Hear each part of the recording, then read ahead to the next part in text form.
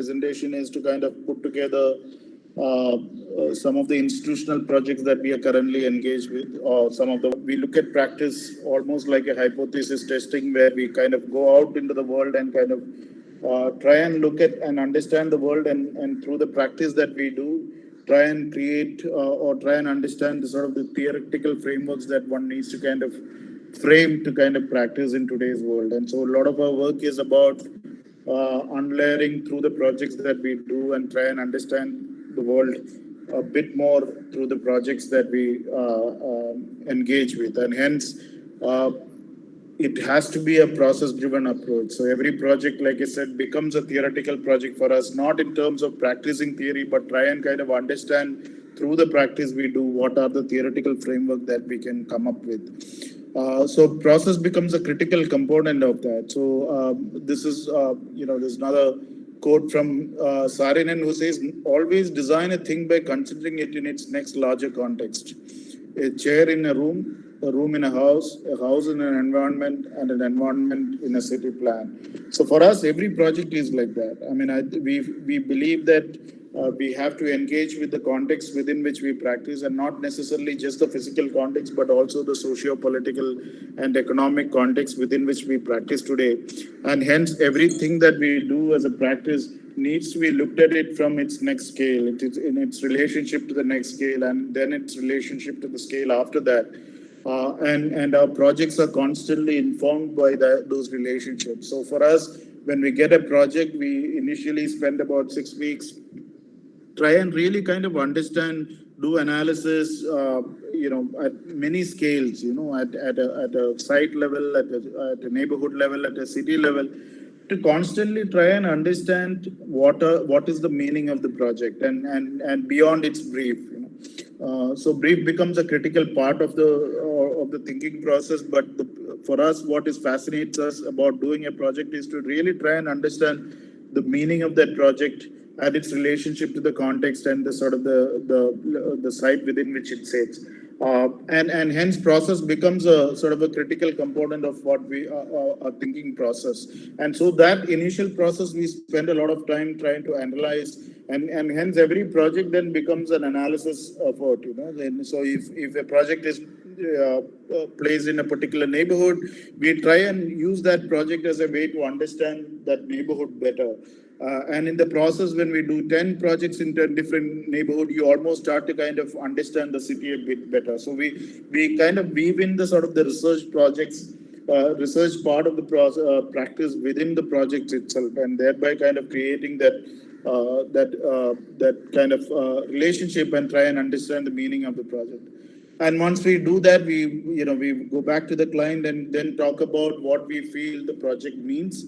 And almost like a vision plan, we kind of go back to him or her and try and present the project. And really at that point, our effort is to try and really communicate the sort of the real meaning of the project beyond the brief itself. And that brief then becomes embedded in that process and kind of as part of our analysis to kind of try and understand the social relationships of the brief, the economic relationships of the brief, etc., etc.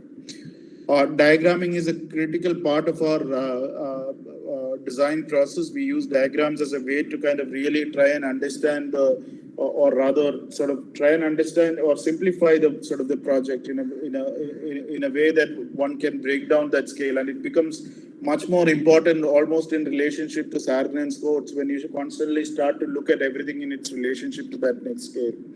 And the idea of the form and the space and the figure ground becomes then an inherent part of that design process and that thinking process. And eventually all these projects, add up to what we call as to become what we call as a city in an urban context.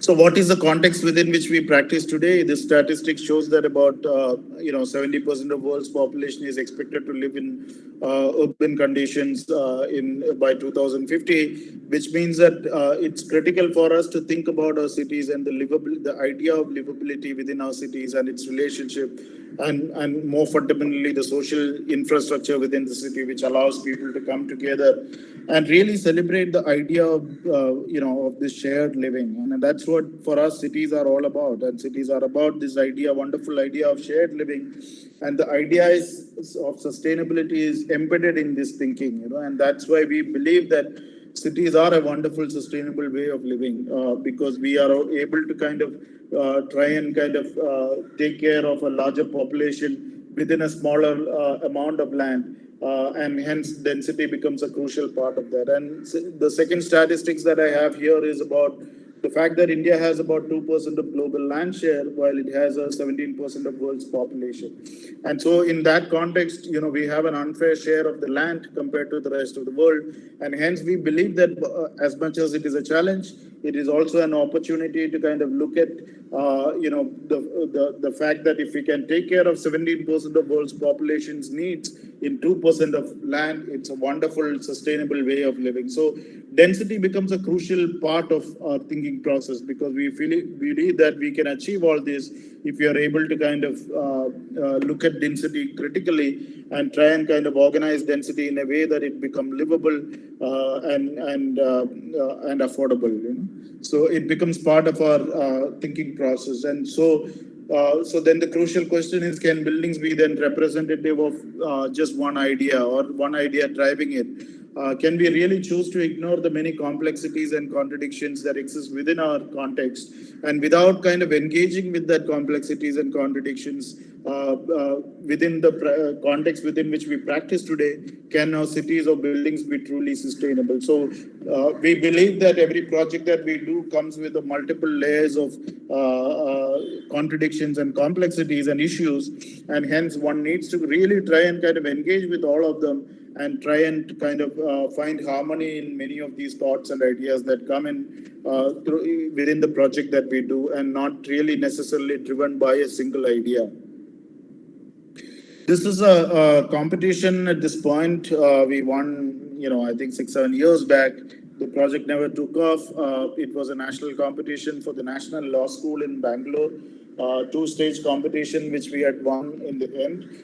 This is the larger campus of the National Law School in Bangalore. Fairly large, almost 60-80 acres of land. Most of the academic facilities are concentrated on the northern part,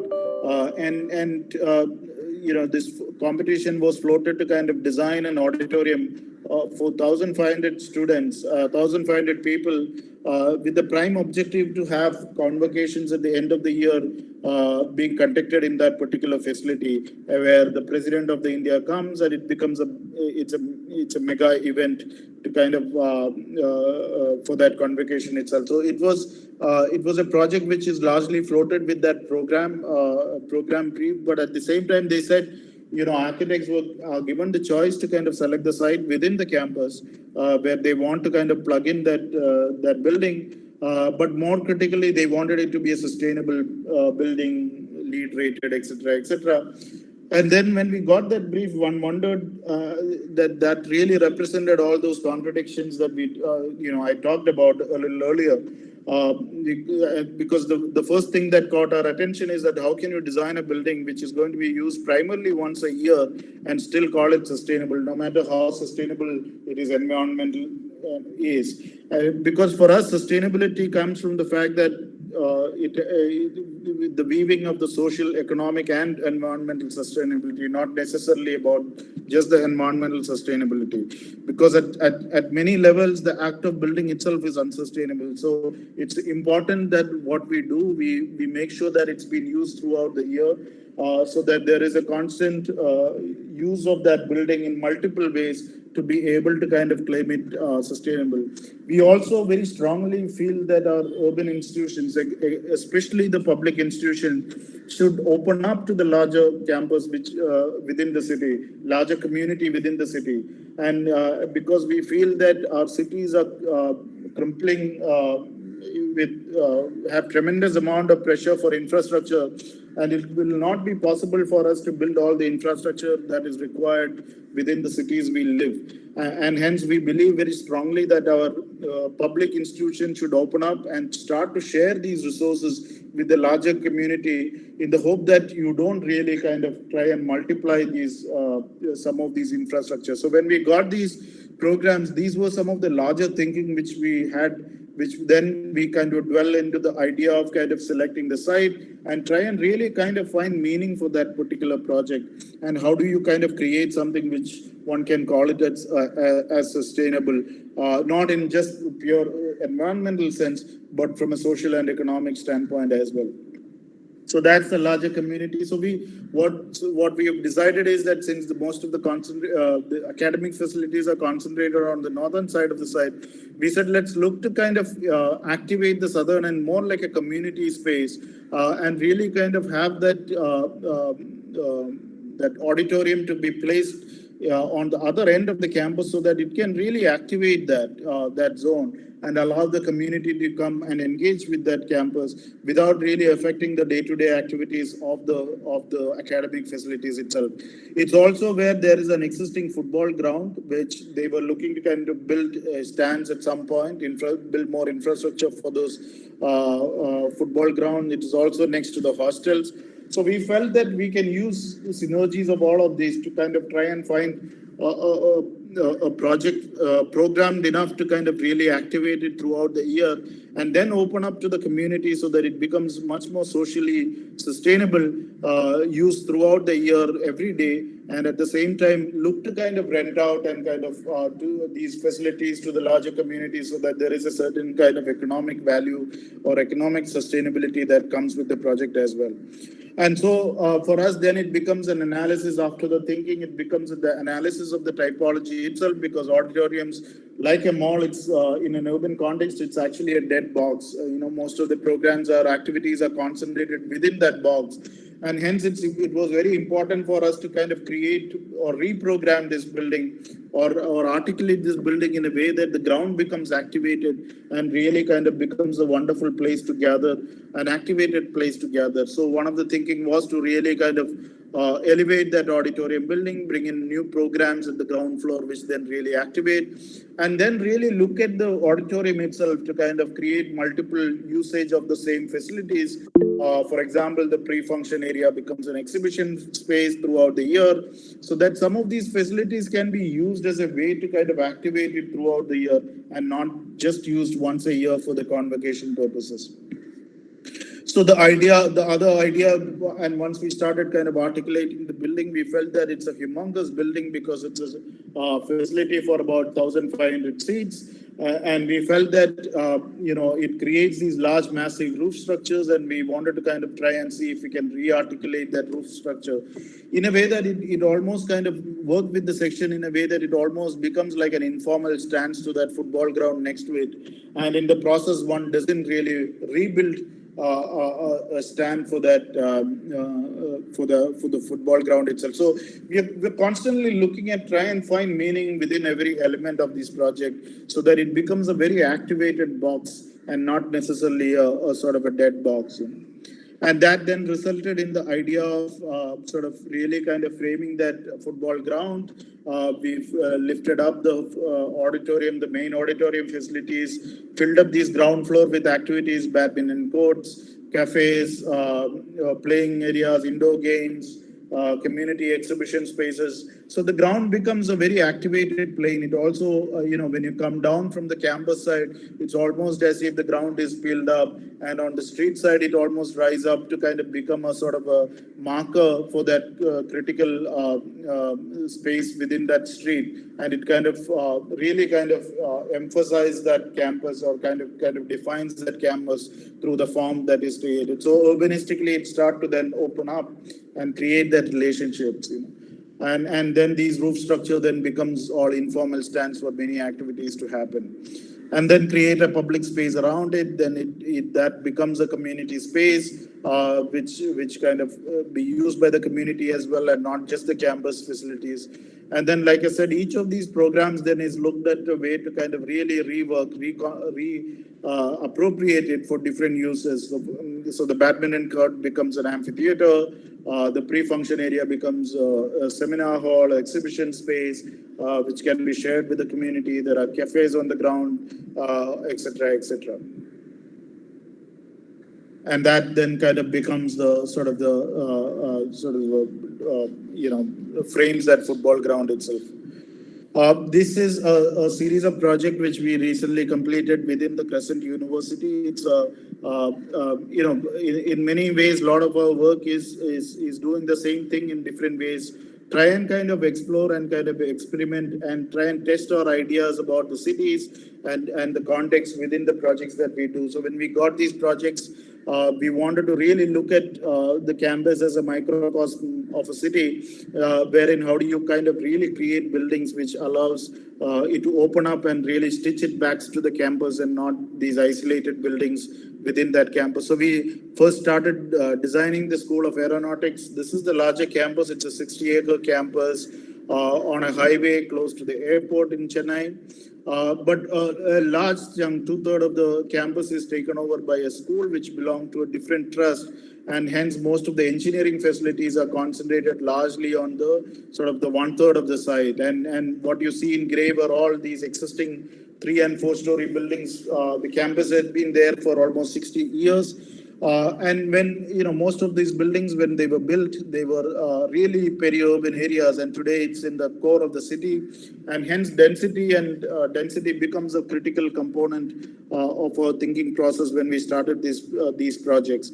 And for us, so it was not just about designing sort of a vertical campus. It's also about transitioning from a horizontal to a vertical campus, and density became a critical part of our thinking process. And so how do you kind of create and negotiate that density and that with that ground relationship? And that became the larger thinking. And how do you use these buildings as a way to really activate that ground and create that relationship? So this campus has these wonderful, trees, a lot of banyan trees, etc., which has been there for decades. And if you see it, it's filled with a lot of trees, and a lot of spaces as well. But when you look at the existing buildings, they all turn their back towards these spaces. So these spaces then becomes just a beautification or aesthetic purpose and not really engaging. And so one of the larger thinking for us was to kind of look at these buildings as a way to kind of not just as an isolated building sitting in a site, but allow these buildings to really activate these immediate surroundings, and thereby one start to kind of activate this entire campus when you do 111 building. So we were critically looking at these existing relationship of the figure and the ground and try and kind of rework that relationships in a way that it can start to then activate that ground. So these are the 4 institutional buildings that we designed in the campus. We didn't do, when we did the first building, which is the aeronautical building, we didn't know that we were going to do the other buildings. So each of these buildings happened, at different times. So every time we did a building, we had no idea if they were going to do another building. So it happened over the last 10, 12 years. But we knew it will happen. So what we did is that we also try and see how do you kind of create a master plan without really doing an actual master plan. And so these buildings then became an exploration for that. So every time we did a building, we looked at its immediate surrounding. What you see as red are either existing buildings or the existing spaces, or the ones that we articulated to really stitch and create that relationship between the figure and the ground, almost like weaving them through the buildings, and thereby create this network of public space or a campus space, which then weaves into each of these buildings, and thereby one kind of start to stitch them together. So this is the aeronautical building. So when we started, that's the main entrance into the campus. This is an informal street within the campus. And at the end of that street was a wonderful banyan tree. And so we looked at this as the first site for the aeronautical building. And we knew that when we do that building, we wanted to really activate that entire street. Can that building kind of then extend itself in its effects, or try and kind of create that pedestrian character or a campus life into that larger surrounding? So for us, it was that objective which then started the kind of the thinking process. And the other thing was that this particular building was quite large. It was almost 170,000 square feet building. So hence we knew that we had to break down that scale of that building. Otherwise, it will start to kind of then become this large monolith sitting on the ground, which then comes in the way of creating a wonderful pedestrian-friendly space. The scale becomes a critical component of the thinking, and how do one kind of deal with that density or organize that density so that it becomes light, it becomes human scale, and still kind of stitch itself to the campus. So we broke down that scale of that building in order to kind of create a space outside where you come. So it almost becomes a culmination for that particular street. One of the wings opens into the banyan tree, almost like welcoming in. So the idea of these buildings is to really kind of create or frame these spaces in a way that in a climate like Chennai, it then offers shades and for people to engage with that space. So all of them then becomes critical component of how you organize the density, or how do you make density comfortable. And that's kind of what we have done. And then if you look at the section, you will see that negotiation of the figure and the ground. So you can see how that street then becomes a public space, which then opens into that campus and a courtyard within the building, and then start to kind of make that relationship to the rest of the building. So it start to create identities or a hierarchy of spaces, so that it creates identities at multiple levels. So when you are in that floor, you have a certain relationship with people within that floor, and you have in that building, you have a relationship to that people within that building, and then when you come out, it start to kind of extend itself to the larger campus. So for us, memories are created through these identities. Memories are created through the kind of way we kind of structure these spaces in a way that it becomes that framework. It becomes places for people to gather, exchange ideas, and becomes a wonderful place to kind of really create memories over a period of time. And then as we were doing these vertical campus, we wanted to constantly create that relationship to that ground, and hence there were spaces which were created at multiple levels. All of them start to kind of make its connection to the courtyard, either visually or physically, and thereby one start to then negotiate that density or the idea of growing up, climbing up. And that's the space when it was completed. Outside the building, the building is lifted up. So the ground becomes this wonderful place to gather. This is where you have lunch, you hang out, and the building almost offers this shade, in a climate like Chennai. Otherwise, you really can't be outside in, at the middle of the day, especially during the college hours. So these buildings then offers that shade, but at the same time, even with a higher density, offers a certain kind of lightness. It's almost like these umbrellas which kind of floating above you. And then those spaces becomes comfortable for people to engage with. We broke down the scale of the building, these larger masses. You can see the brick mass is broken up into 2 stories. So when you stand here, you relate to a scale which then kind of becomes comfortable for you to engage with. And thereby then this building for us then becomes a collection of ideas. And our job as architects or as artists was to really find harmony in many of these ideas that came through the project, and engage with these many contradictions and complexities that came with that project. And then once it's completed, it gets engaged in a different way. People start to use it in a very informal way, because these spaces then become part of your day-to-day activities and not really a space where one consciously go. So this particular space on the first floor is a thoroughfare, but it's also a place to pause, place to engage, place to interact. And it also starts to make that connection to that ground. You can see that's the street. So even when you're here, while you are part of that space, you are also making that connection to that larger campus. And then on the second floor, again, there is a series of spaces. All these spaces then start to make that relationship. Outside each classrooms, we created these little spaces to pause, congregate, etc., so that the corridor spaces also becomes a spaces for gathering and not just a circulation space. So the idea was to kind of constantly look at spaces in a way that it start to kind of really celebrate life and allow people to come together. And that then becomes the kind of the sort of the driving force behind many of the ideas and the thinking behind that project. So that's the courtyard on the first floor, and the relationship to the sky. So you can see here next to the site is actually, behind the site is a forest. designated forest, nothing was going to come there. And you allow these wind to really flow through the building. So you can see that wind comes through, that's the wind direction. These spaces are organized in a way that, so even when you are in the third floor or the fourth floor or the fifth floor, you're constantly being hit by that wind. Allow you to be comfortable within that space, and thereby you make that density very light, and you kind of break them down. You're constantly connecting to the ground, you're constantly connecting to the sky, and those relationship becomes fundamental for the idea of organizing that density and make that density comfortable. This is Palasma again, who says that buildings are not abstract, meaningless constructions or aesthetic compositions. They are extensions and shelters of our bodies, memories, identities, and minds.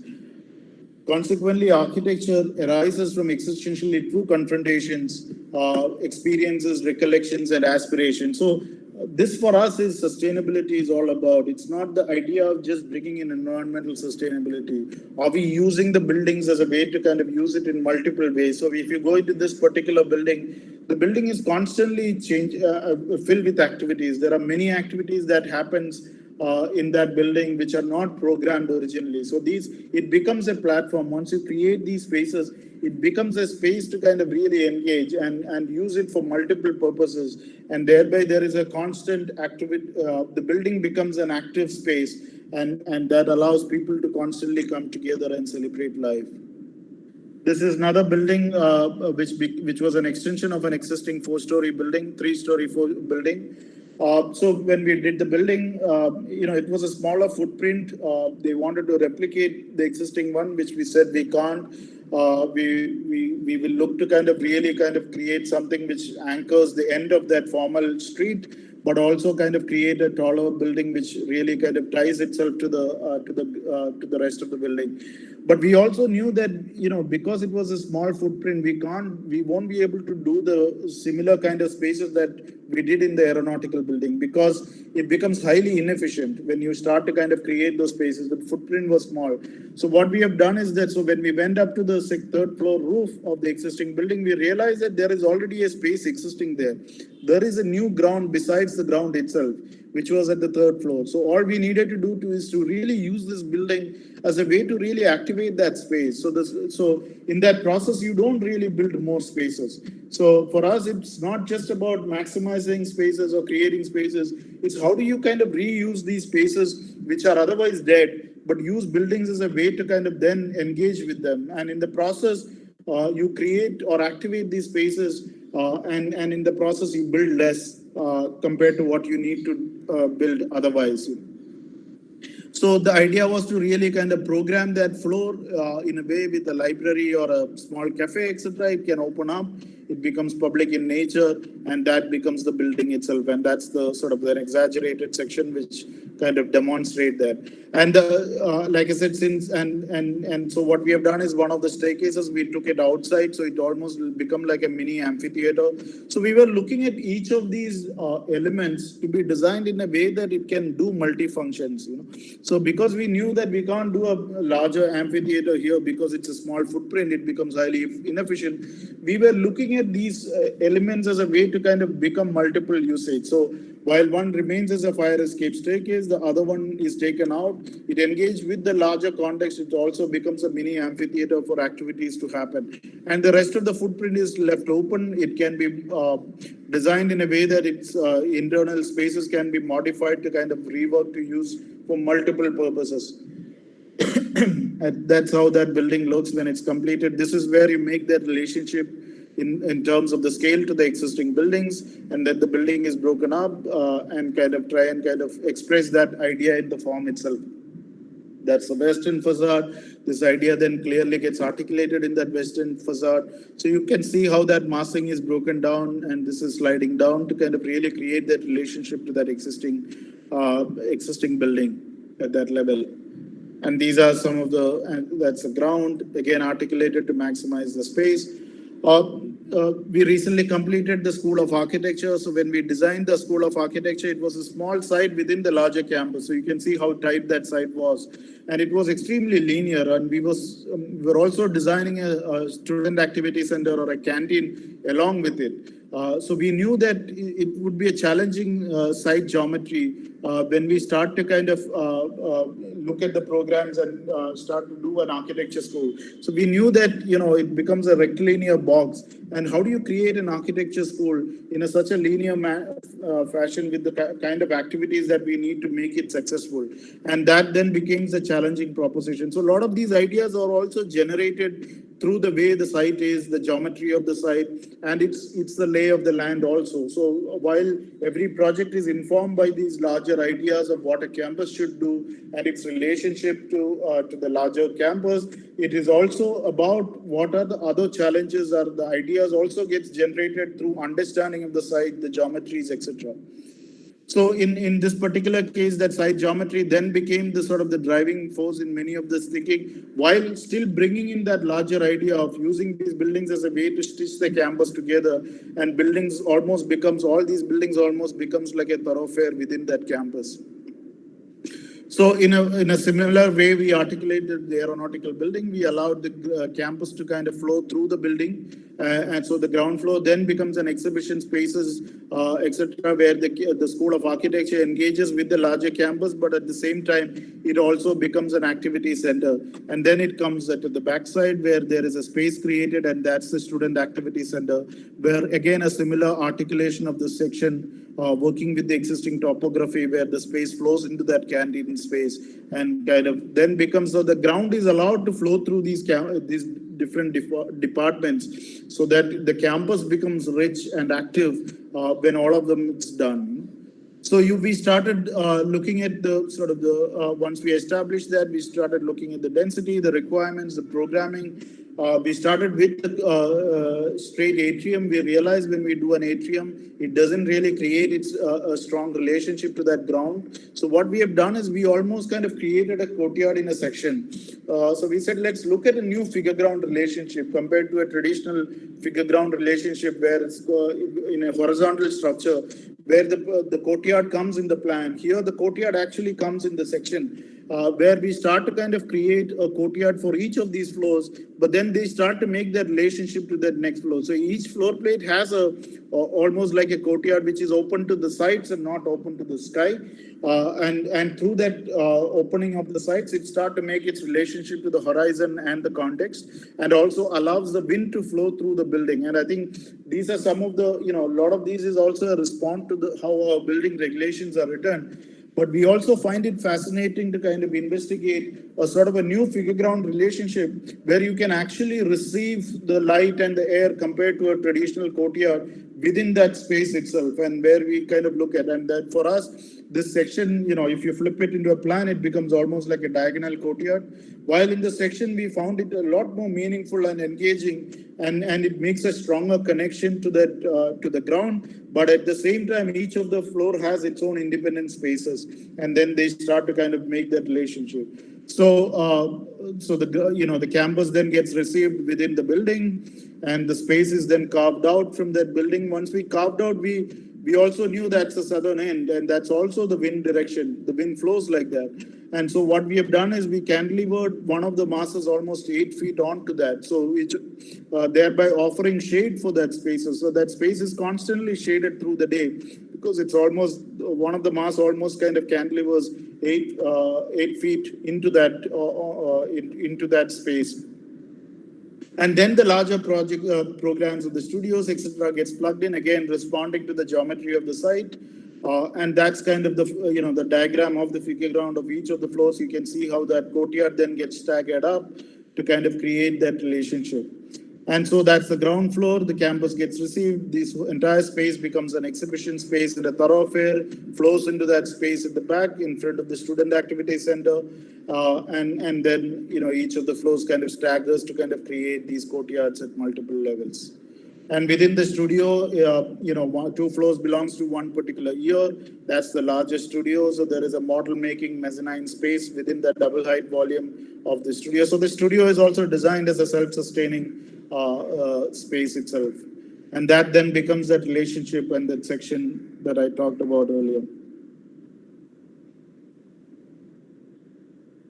So this is how it was conceptualized. The building is complete. So you can see how that what we call as that open to sights and open to the horizon, and how it kind of really receives that context, and also at the same time in a climate like us offers a courtyard where one can constantly be in with the shades and the light.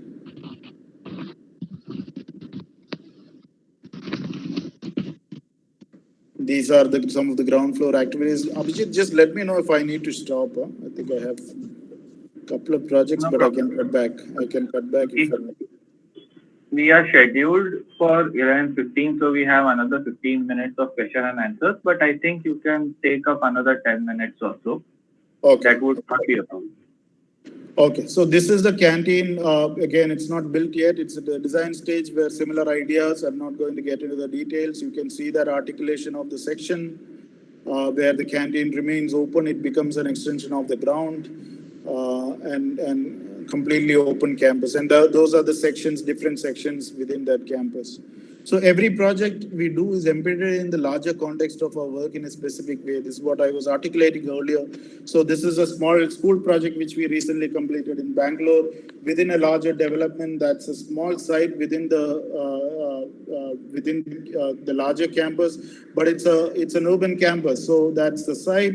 The site also came with a lot of these challenges of non-buildable zones because of either public protected lands around it, etc., etc. So you could see the final footprint that we ended up with, which was tailored to kind of creating an object. And so we knew that we didn't really want to kind of create a box, and we wanted to kind of really, how do you kind of then create an urban campus, which then start to still continue to kind of create certain values and create spaces that inculcate values, etc.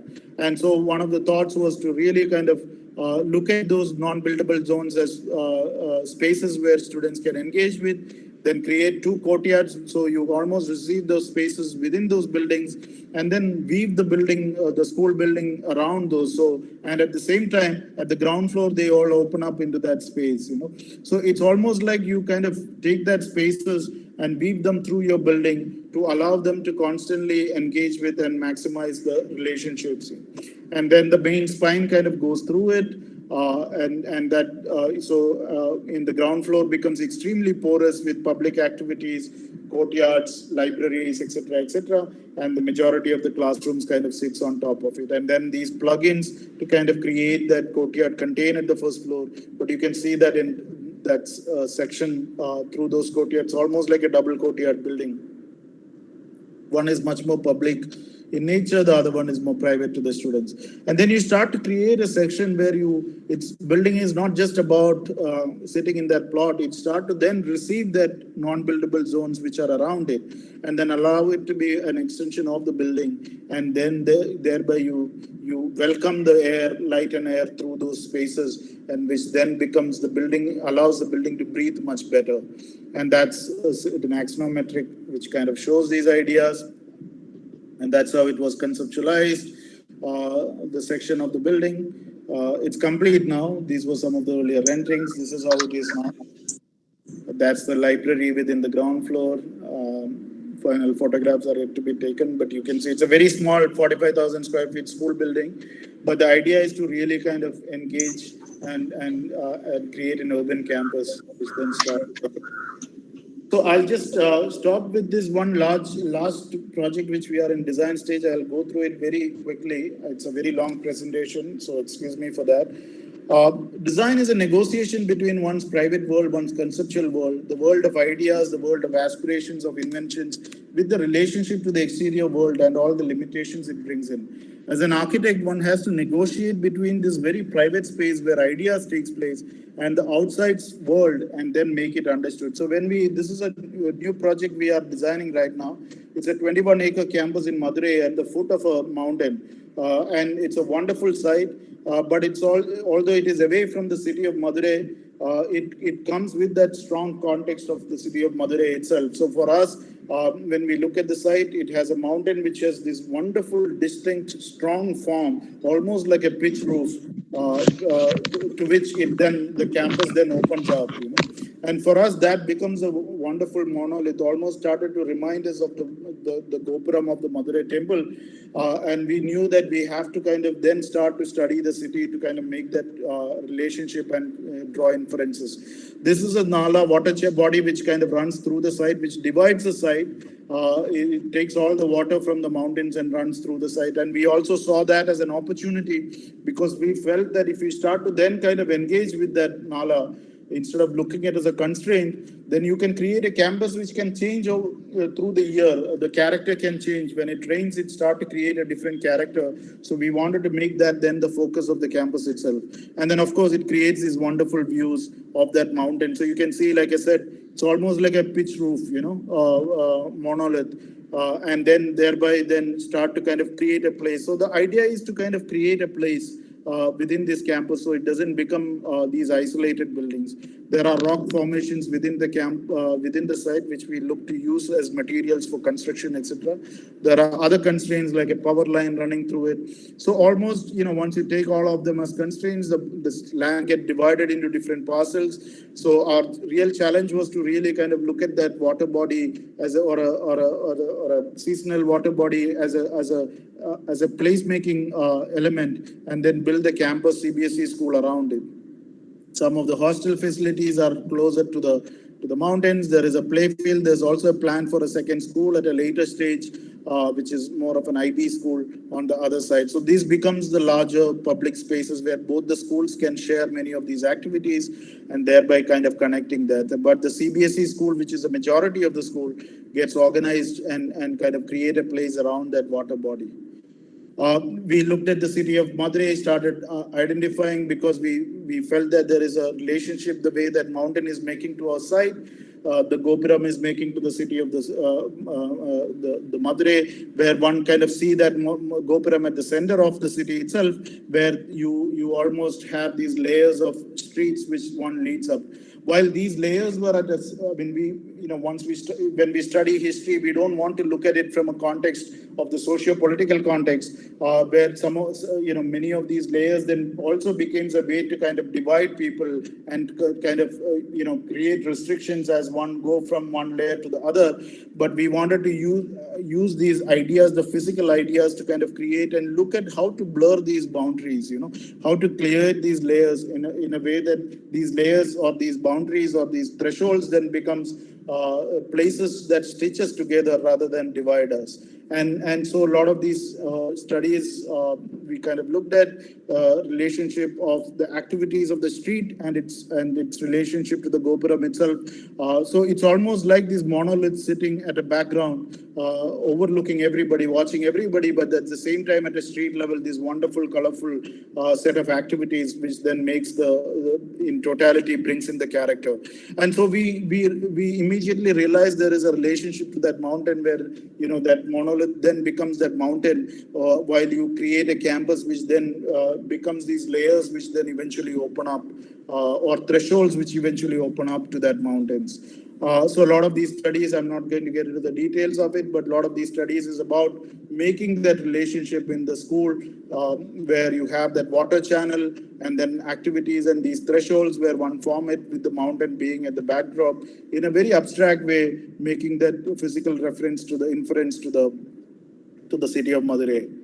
And that then becomes the organizing element. There are bridges. The school is built over different phases, different activities, and then these bridges then stitch them together, allowing wind, light, air, etc. to kind of flow through it.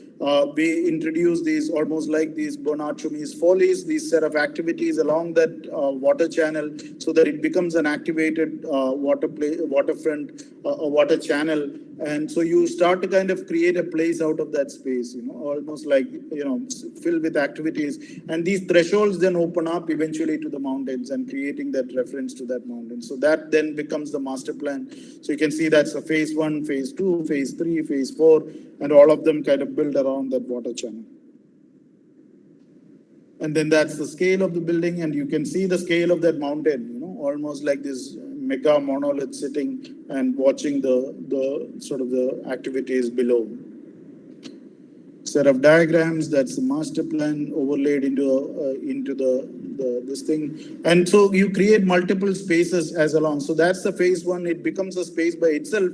So with every phase, you kind of activate that place more and more. And then in totality, it becomes this thing. So the buildings are like these thresholds, So when you come in, there's a large veranda or open campus, one kind of walk through it. And then you start to then make that relationship to the mountains at every time. It becomes all a series of these thresholds, and then bring in color as a way to kind of make it more vibrant. Some of the, that's the library space, and some of the labs, which are shared facilities. This is the phase one, where we start to kind of articulate that relationship to the figure and the ground. Those are the classrooms. The ground floor is largely public activities. So between two classrooms, there is a common space where students can interact, and that then becomes articulated as a space. So you can see that section through this thing. So it's not just to allow the light and air, to take care of cross ventilation, etc., but it also becomes the social infrastructure, social layer onto that space. The corridor then becomes, not just as a corridor, becomes almost like a linear park system where students can gather and engage with. I'm not going to get into the details of the plans, just to kind of talk about the many ideas which came into the conceptualization. So that's how, so this is almost like this light building which floats on the ground, where the building then becomes these thresholds where one cross to kind of eventually make that relationship to that mountains. And of course, buildings has its own spaces and these layers, etc., built into them.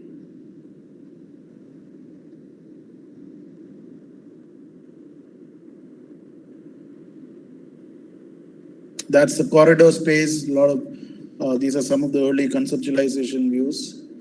So for us, architecture is primarily a social act. A good building is the one that holds meaning for the users, brings them joy, and connects them to the world, to others, or to themselves in some way. A good building does not just satisfy our basic needs, but helps us understand ourselves and our place in the world. It mediates between our being and our environment, providing a filter through which we can see ourselves and the world. It's not a benign structure, but a lens that we create for experiencing the world and ourselves within it. Thank you.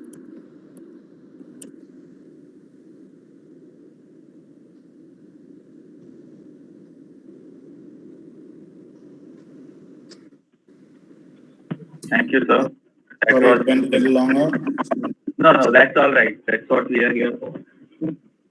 It was a wonderful presentation.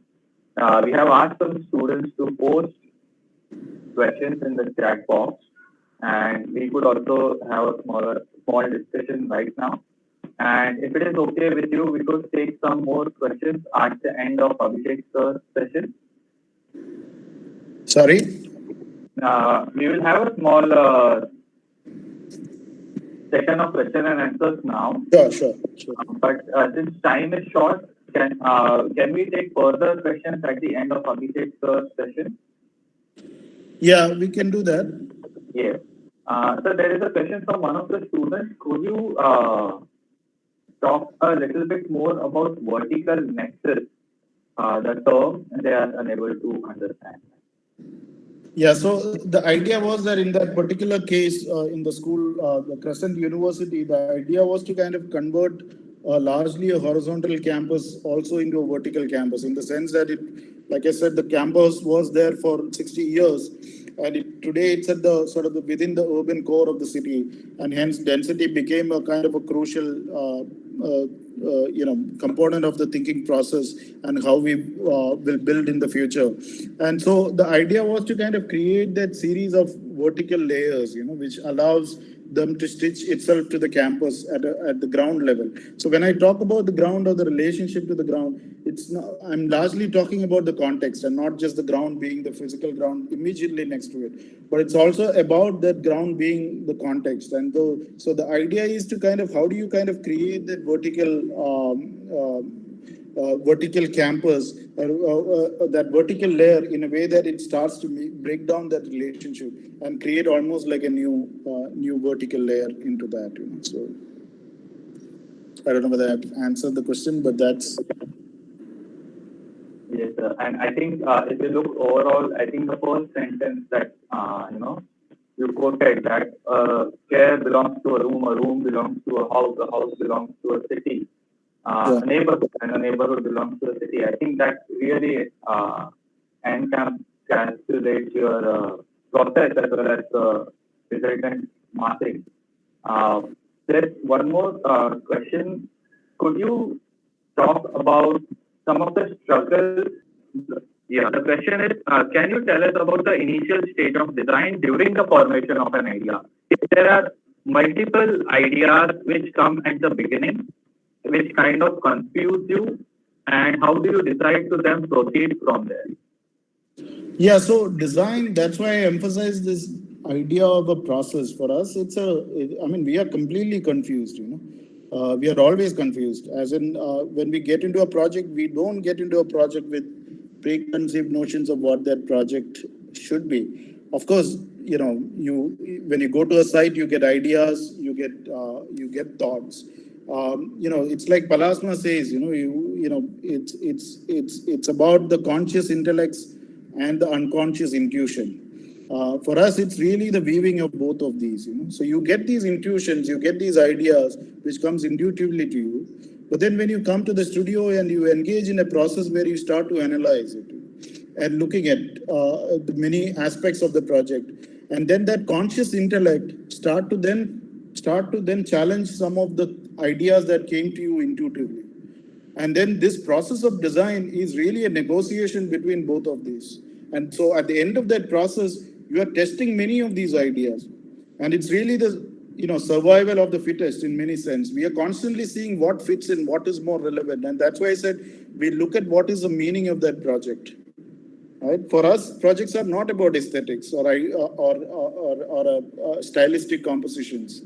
Right? It's about ideas and how those ideas eventually then lead into kind of creating a meaningful object, right? And for us, architecture is all about that. So in that process, one negotiates these ideas, and that negotiation happens through a lot of investigations. You make models, physical models, computer models. You make sections. You debate. You challenge, and then through that critical sort of thinking of your own ideas, you eventually arrive at what you feel is the most meaningful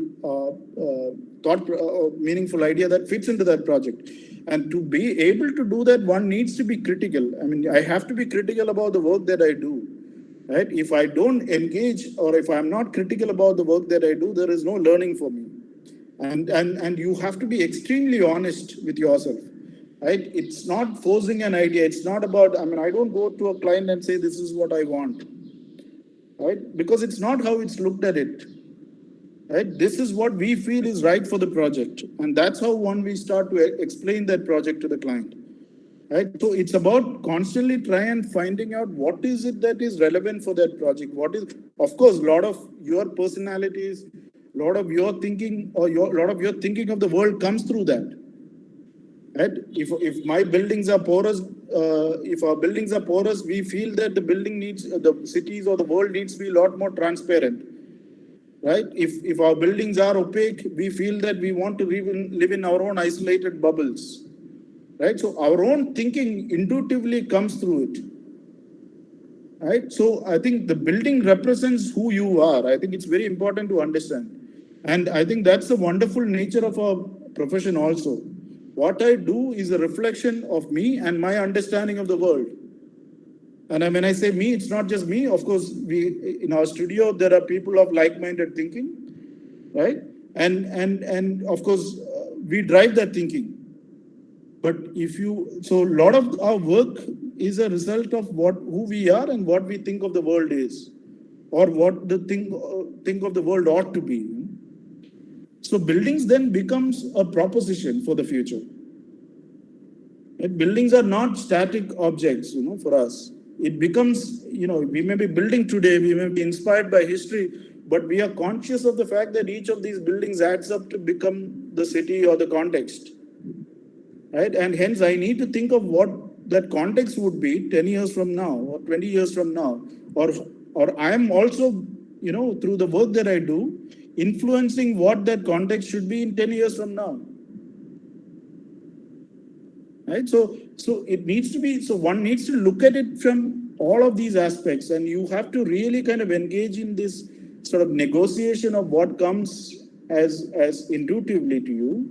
And you need to challenge it with your conscious intellect through your research, through your analysis, etc., etc., etc. And then in the end, you arrive at a place where you are comfortable. No project is complete, You go to any site, you go to any project that we have done, I constantly see incompleteness. But that's what I take into the next project. And that's why I said at many levels, we do the same thing again and again and again and again in a very specific way, relevant to that site, relevant to that program. But we do the same thing again and again. I can tell a similar story of all the projects that we do, but I can also tell completely different stories for each of these projects. Right? So I think that for us is, and that's not necessarily an act of conscious this thing. A lot of it is unconscious. Because like I said, the building will represent who you are. If you do an ugly building or a building which doesn't look detailed enough, you are a lazy person. I mean, that's what I say. If your building doesn't reflect love and affection, you have not worked hard enough. Right? I mean, if your building is ugly, you just don't care. Because it has a physical presence, right? It's influencing the character of the city. So you look at a building and you can understand the personality of the person who designed it. And that's a huge responsibility for us. Right? To be able to, that's a huge responsibility that we carry with us. And hence, you have to look at things very critically. You have to look at things very sensitively and be bold enough to kind of arrive at places where it starts to then define the future. Abhishek sir, should I ask one question? Yeah. Hello, Biju sir. Your work is really wonderful. What I observe, sir, like you have given a lot of meaning to your spaces, which are otherwise designed just like an aesthetic thing, and a lot of your placemaking approach toward your design actually gave a very rational reasoning for doing that, and it is so beautiful that you have very nicely engaged the interior versus the exterior and the public spaces. But sir, what I have observed that in your design, there is a lot of a rational approach, a very rational approach, which gives meaning to your design a lot. And it is actually a very, you can say, a very cost-effective solution for that issues or for solving that issues. But what I'm finding is that your more focus is on rationality than the intuitiveness. Even if I see your the grammar of architecture is like not very loud. Like it merges with what is happening right now all over the world. Like it is not very different. Like, but it is going with the modern language, which is happening all over the world. But definitely, all the spaces which you have designed has a lot of meaning, very much meaning to it. So, is it that you give more importance to rationalism than intuitiveness, or what is the approach like? Because I find the grammar very.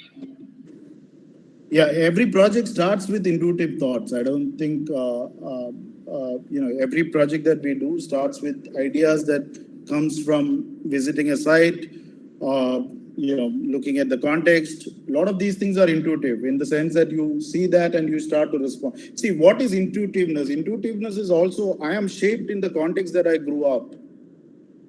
Right? I mean, I am trained to look at certain things, or I grew up in a particular context, which allows me to look at the world in a particular way. And so hence my intuitive thoughts are also a reflection of that. Right? So for example, if I design a slum and if I put expensive louvers in those slum building, right? The person who occupies that building, it may be aesthetically beautiful for you, but the person who occupies that building may not find it aesthetically appealing. Because his aesthetics is not about beauty. Aesthetics is also about comfort. right? I should be able to kind of attach myself to a certain aesthetic and be comfortable in that space. So intuitiveness, a lot of work is, that's what I said. Maybe I'm not a loud person, although I don't know many will agree with that. But the idea is that for us, like I said, architecture is a social act, and fundamentally we believe in that. And we look at our context, right? In every sense of the world, you look at the building regulations. Our building regulations tell that you take a site and leave a setback and build an object, right? Which means that you put your compound and you build an object in the middle of the site, right? Which means that you create a taller object. So for me, that is a sort of the beginning of creating an unsustainable city, right? Because it actually tells you that cities are not a collection of shared living infrastructure, but cities are subdivided plots within which you can create your real estate, right? And that is why I talked about these new figure ground relationships. Now, when you practice in a context like that, how do I create spaces that allows people to come together? And we believe our fundamental purpose of architecture is to do that. And by doing that, you create So memories. my sense. So you started with that Alil Sirenis spoke. Alil Sirenis book. If you must also have read that, The Search of Form, In Search of Form. But my asking of aesthetic is in that term. Like even Paulo Soler, when he gives a form, he's a form giver. So when he gives a form, it is also with respect to function, which is within. So for that, I'm saying, I'm not just saying that aesthetical appeal. I'm saying the aesthetic of the form also has a role. Yeah, so In I that think in context, many of our cases, the aesthetic is also a reflection of the ideas. I mean, in the sense that if you look at the architecture school, aesthetics is driven by that space, and that space determines that aesthetic. Right? So for us, it is also understanding how do you kind of translate it, certain ideas and then represent that in the aesthetic itself, so that it becomes, in totality, it becomes a representation of that. So for example, the architecture school, that space dominates that aesthetic. Right, and I think in a similar way, even the aeronautical building itself, and for us, I don't think that is what fascinates us.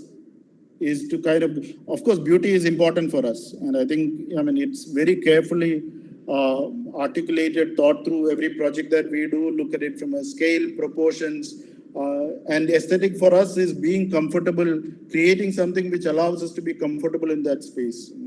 And to me, that is the purpose of aesthetic, is to make me comfortable in the space that I occupy, where it creates that sense of being, belonging to that space. And if I find going into a space where I find it alien, then for me, that aesthetic is not an appealing aesthetic to me. And so a lot of our thinking is driven by that kind of a lot of our work is driven by that kind of a thinking. Yeah, thank you, sir. We have some questions which are asked by Manasa and Priya to the students, but I think we will begin with the second speaker, and we will take these questions towards the end of the webinar.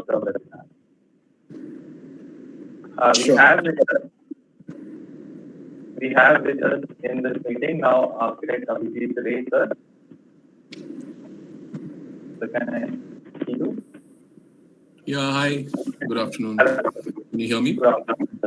Yes, we can hear you. I would now like to introduce our second speaker for the day. Architect Abhishek Ray, sir, is a founding partner at Abhijit sir, can you keep your camera off? I think the network issue. There's some audio disturbance. Yes. Architect Abhishek Ray, sir, is a founding partner at Masika Design Collaborative. It is a multidisciplinary design office started in 2004 as an effort to cater to a wide gamut of design realms in the emerging market of India. The design office was initiated in an environment where comprehensive design was given emphasis over fragmented design interventions. They have worked closely with artisans, consultants, engineers, and to produce unique design solutions which showcase their ability to engage in projects of relevance.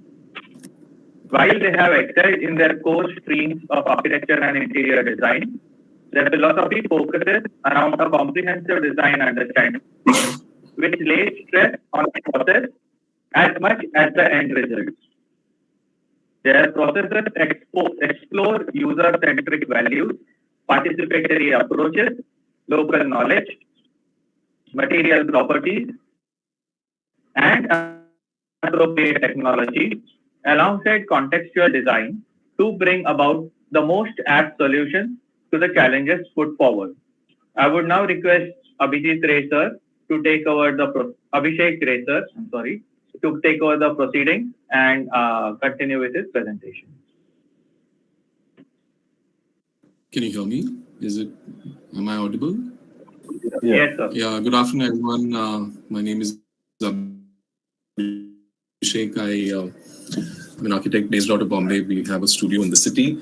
And first, I would like to thank Professor Anandachari and Abhijit, Janisha, everyone who's been sort of kind enough to sort of organize this wonderful talk for students of architecture at VESCOA. I also apologize, but I just kind of was going through COVID, so I might not have been the most responsive in the last few days, but we've been able to put together a bunch of slides and a presentation which is in line with what the students are working, I believe, in the second, third, and also the first year. Just to give you a backdrop, we've been sort of working on museums ever since 2005 for the last 16 years, 17 years, with our first museum projects being at the Prince of Wales Museum in Bombay, which is the, which is now the CSMVS. And the approach that you may see today is not entirely in architecture. It is in architecture, it is in research, it is in collection, heritage, art, and a lot of other things which go into museum design. So I'll just start presenting. Just let me know if you can see my screen. Can you see the screen? Hello? Not yet. Okay, sorry. Now? No, sir. Hello, can you see? Not yet? Yes, now we can see. Okay, great, thanks. So this is a project, I mean, the first picture that you have is a project of a paper museum that we're doing in Aurangabad for a small community. I will talk about it as we go along. But just to give you an introduction to the kind of projects that we've done, right from modern day galleries to museums within heritage spaces like the one that you see, the cross section, which is of the Mehrangarh Fort in Jodhpur, where we have given a proposal for redoing their entire set of galleries, right from the lowermost floor to the uppermost floor of the leveled palace and the museum spaces that they have.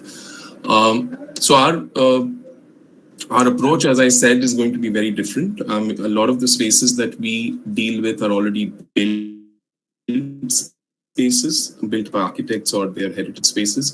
We are now doing museums and projects where the building is also becoming a part of our scope of work.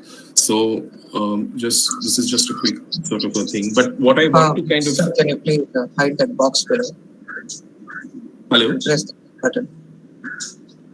Hello? Yeah, can sir, you can you please press the hide button?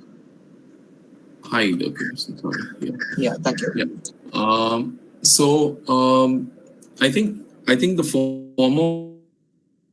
foremost idea, since I'm going to sort of dive into museums specifically as a public space definition, and it's important to understand that till not so long ago, museums had a very archaic definition of of being repositories of heritage, or a conservation center for our heritage where things were being preserved or conserved and all of that. And also it became just another tourist spot for people within a city. But the the advent of new ideas and new sort of ways of thinking has completely changed the way we look at museums today in our cities. I mean, if you were to go to any other city abroad, you'd see that the museum occupies such an important, iconic space in the urban fabric of the city, as well as, the visitation schedule of anybody or the itinerary that you build always hovers around a museum as such. Unfortunately, in India, this is taking time to happen, and it's not that it's not happening. Now things are changing, and the entire definition of museums is changing from being just a repository to being a public space, to being an experience in itself. So what is it that you take back from the museum is a very important question asked in the design of museums today. Also as an icon for the city, so like everybody knows that the Prince of Wales Museum is a great museum for Bombay, the National Museum is for New Delhi, the Indian Museum is for Calcutta. So there are such important spaces and important institution buildings which become icons for the city, as well as places that you would get a representation of the city when you would want to kind of visit it. So obviously when you're doing that, the entire program of a museum is also changing. It's no more holding on to heritage and collections, but it's also holding exhibitions, talks, seminars. It's becoming a library for research, so many other things. So that's the part where we talk about the museum with static and dynamic programs. So obviously museums are fast changing. Another very important aspect that is coming through now with the advent of new museums across the country is the fact that how are we catering to children and youth? If you remember,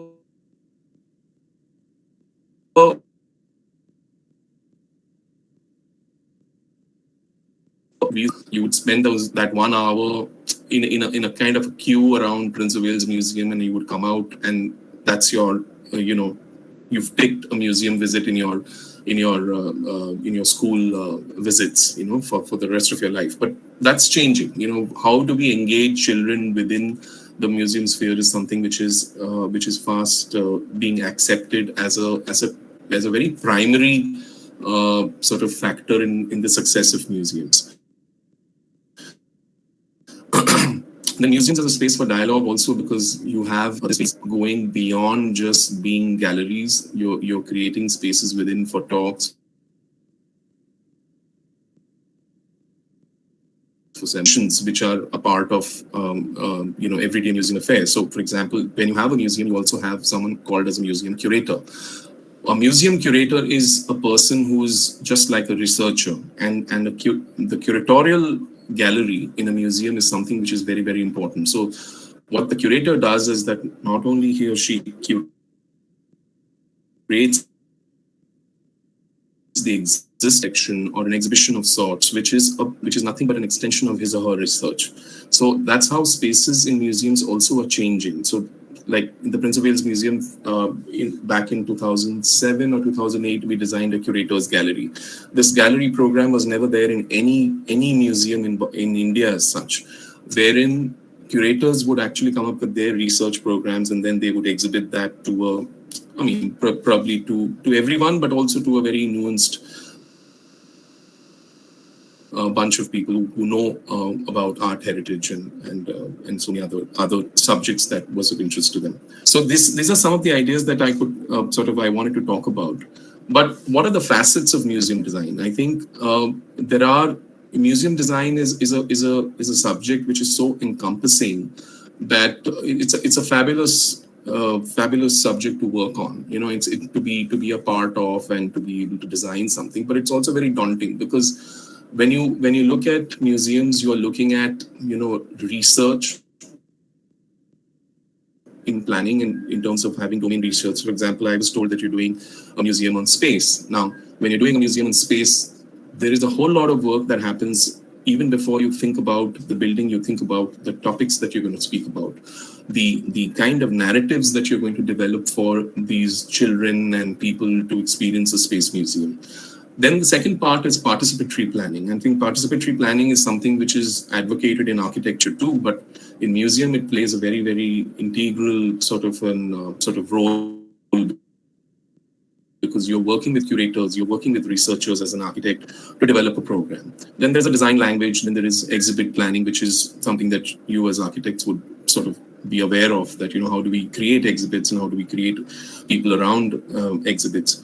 Then the regular stuff, which is the building services and visitor services and experience planning.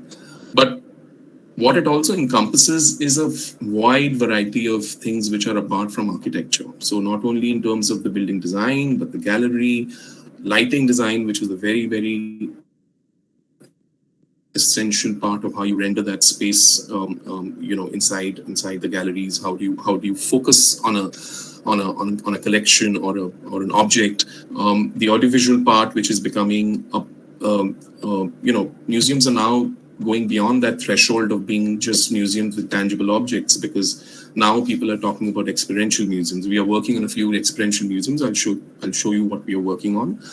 Then there is graphics and environment design, and then the whole process that we follow in terms of design documentation and construction documentation. This is a part of more of execution-based things, but I just thought I'll have the slide so that I can make you understand what are the things to it. So to begin with, this is a project that we did quite some years ago, but it was an experiment which really paid off in terms of design. The building was designed by Indigo Architects out of Ahmedabad. We were given the mandate to design the space within a very beautifully designed structure and a museum, and we wanted to kind of retain the elements of what the architect had done. At the same time, work with the curators to come up with a museum on the 10 communities of Kutch, which is basically, Kutch being a place for embroidery and weaving and all of these arts and crafts, which are being actually quite well sort of preserved over time by organizations like Khamir, Srujan, Kalaraksha, and all these other organizations, sister organizations, which have been sort of really been working for the last 50 years. So essentially what we did was we worked with 10 communities and showcased their embroidery. Just to sort of give you an idea how the process that we follow is definitely very sort of ingrained in kind of developing the idea. It doesn't just doesn't just dawn upon us one fine day that this is the way we want the gallery to be. It took us almost you won't believe, it took us almost 12 months to come up with the first plan, because we actually worked with the client at the grassroots level to understand the 10 communities, their work, their embroidery, their lifestyles, and all of this is showcased in this first gallery. So this first gallery talks about Ahirs, the Nodis, the Haliputras, the Muslim communities in Banni. So there are so many different aspects of their culture and tradition which had to be displayed through that space. And one way of doing it, I mean, we find that this was one way of doing it. I'm sure there could have been multiple other ways. But it was a kind of a transition between the traditional and the modern, and in a way by which we used materials which were obviously, when you're designing museums, you have to be extremely careful of the kind of materials that you work with, and because you look at conservation, you look at preventive conservation, and also look at vectors which can affect the collection. So collection being the king out here. So what is this collection? They generally have fabrics, you have material culture, you have artworks that are being displayed. And each of these would have a different environment control that we had to work with. So very often it is a kind of at points we didn't know whether we were sort of aligning ourselves more towards conservation or we were going towards aesthetics. But it was, I would say it was a balance of the two, where we kind of wanted to do display mechanisms. We wanted to also ensure that whatever we display is in the right kind of environment. The lighting was made perfect. We didn't want to cross lux levels to the level where things get spoiled because of overexposure and things like that. So these are some of the images of the gallery that we designed within that space, and this still stands today after 5 years being there. And the format is that the collection keeps changing, but the basic architecture, the display architecture, and the case architecture remains the same. So this is what you see in the middle is a kind of a representation of the Rabari community, which is a nomadic community which travels across Kutch, across the regions, and you see the nomadic communities as far as Orissa, because they take that time in the year to travel to really walk with their camels across the country and come back. So what is so interesting about a project like this is that, you come to know so much about your own country, about your communities, about the kind of, the kind of work that they can produce as artisans and as craftspeople. I mean, India has a plethora of information and heritage and artwork, which I don't think we've even scratched the surface, that sort of a thing. So there's so much more to show, there's so much more to exhibit, there's so much more for us to learn. But if you see the overall, just to also these pictures also explaining the kind of aesthetics that we looked at extremely, minimal stuff that we didn't want to really mar the idea or the appreciation of a collection. When you're doing museum design, your collection is the king. One of the first projects that we did at the Prince of Wales Museum, the director of the museum said that, Abhishek, the center of attraction should still be that painting. Whatever you do as an architect around it, whatever paraphernalia that you design around it should seem secondary to me. And that particular comment has stuck on for a very long time with us, in the sense that how we design our spaces around collections and heritage and all of that. This is a part of the same museum, but this is another gallery that we designed. It's a very simple gallery, but just to explain to you how we've gone about doing this is a very it was more of a technical concept rather than a concept in space, because the space was already there. What we had to deal with was a kind of a variety of exhibits that we wanted to that the client wanted to sort of exhibit over a period of time. And museums in India, unlike museums in West, what happens is that museums in the West have large endorsements, they have fairly large funding available. But museums in India, especially a museum like this, which is with a non-profit organization, is that we are working with a one-time sort of capital investment. And how do we maximize the possibility of working with a certain amount of budget, but giving it the flexibility of being able to take different types of formats? So just to let you know that one of the, the fourth slide that you see in this, the fourth rectangle that you see consists of basically a simple sketch showing how we wanted to suspend our artwork and how we wanted to create a system which was based on human anthropometry. And so what you see on the left is your typical architectural human scale model. But what you see as a suspension system out there, which is holding these large panels, is a system which has been inspired by the human anthropometry and the human form as such, so that it gives us a lot of flexibility and different formats of suspension and display. So something as simple as a human model to something which goes into a display system. And also the way we have designed the lighting around this entire space is that it gives you the opportunity of playing with light based on the kind of collections that we have. So another important aspect of museum design is lighting, as I mentioned earlier. The color temperature, the intensity, the quality of light, the color rendering index, the CRI, everything is calculated. And you would know that the warmer shades of, say for example, if you have a fabric which is orange and red in color, would really, a lighting temperature of somewhere around 2700 to 3500 Kelvin would really exude that color. But when you go towards more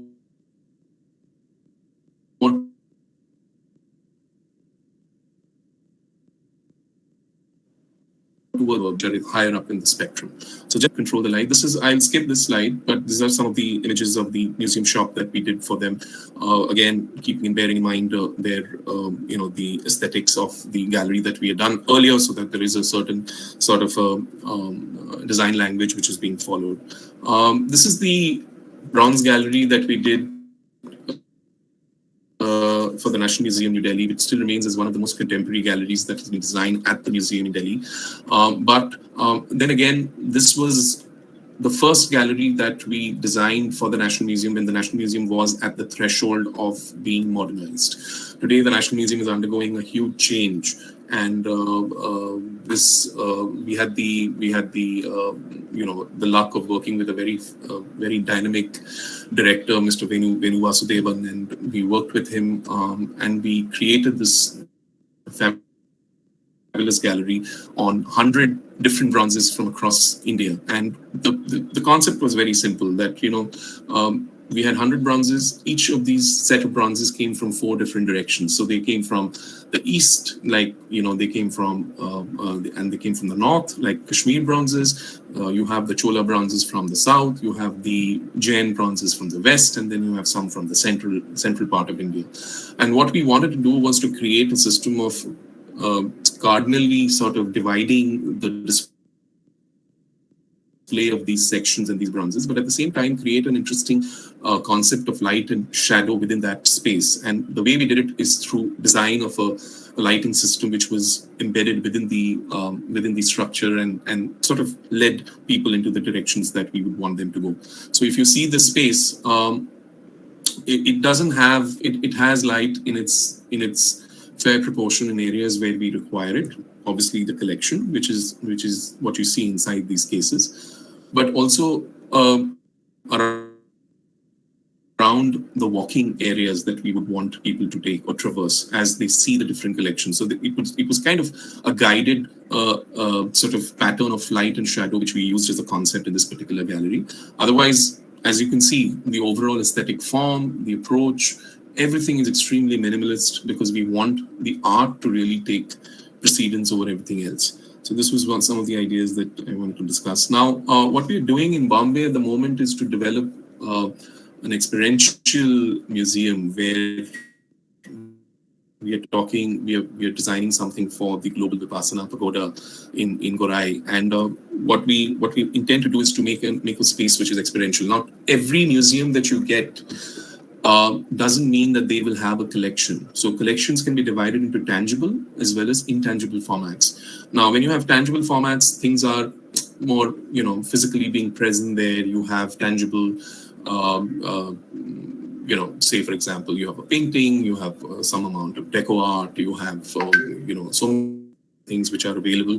While on the other side, you have intangible formats, or sort of, say, for example, oral history or a spiritual journey. Like in this case, we're looking at Goenkaji's journey of Vipassana and how he brought back Vipassana from Burma to India. So these spaces are spaces that we're developing with a certain understanding of experience for people who want to visit this particular space. So it talks like, for example, this is the birth of Buddha. So that's why you see the lotus at the end and the elephant, the image that Maya Devi saw when Buddha was born. And so what we're trying to do is that this is not architecture. This is beyond architecture. This is you're crossing that threshold from a design of a space to a design of an experience. And when you're doing that, you are embedding a lot of other things along with architecture. You're bringing in, obviously, interior design and all of that, but you're creating another sense of space, which is probably, it's almost like you're traveling to another space to experience the message that is being sort of brought about through this particular museum. So again, like, this is the space of 4 omens, or the 4 noble truths, which were spoken, which were seen by Buddha before he actually renunciated everything and then went into deep meditation before attaining enlightenment. Then this is the enlightenment section that we're doing out of. These are some of the initial sketches. Things have changed a bit, but I'm just saying that these are kind of quick understanding of how we want to create these kind of reflective spaces. What we are also doing in our practice is to actually mix media with architecture to a great extent. So, in the sense that a lot of our projects have now digital editions, digital interventions, which are in the league of, holographic spaces, holographic experiences, projection mapping, content mapping. So we don't look at architecture or a space just from the inside, but we are also looking from the outside. It's evident in some of the projects that I'll talk about as we go further. These are some of the images. Just to give you an idea of the kind of drawings that are involved with spaces like these are extremely complex drawings, because what are we doing? We are taking a space, we are mixing it with art form, we are adding lighting, we are adding suspensions, so many other things. So just to create that little quantum of space, there are many layers of work which are going through. Like, for example, there is a space where we are introducing the journey of the journey of Vipassana from Burma back to India, where Vipassana was being used as a householder's practice of meditation, and how it came back to India. So we were inspired by the monks of Burma, and we used the traditional saffron sort of robes to create a kind of a space over where we introduced the first pagoda, which is the Shragadon pagoda, in the scheme of spaces that follow for Burma and then to India. These are some of the images just to show you, because I thought that as students you should also understand the level of complexities that are involved in development of these kind of spaces.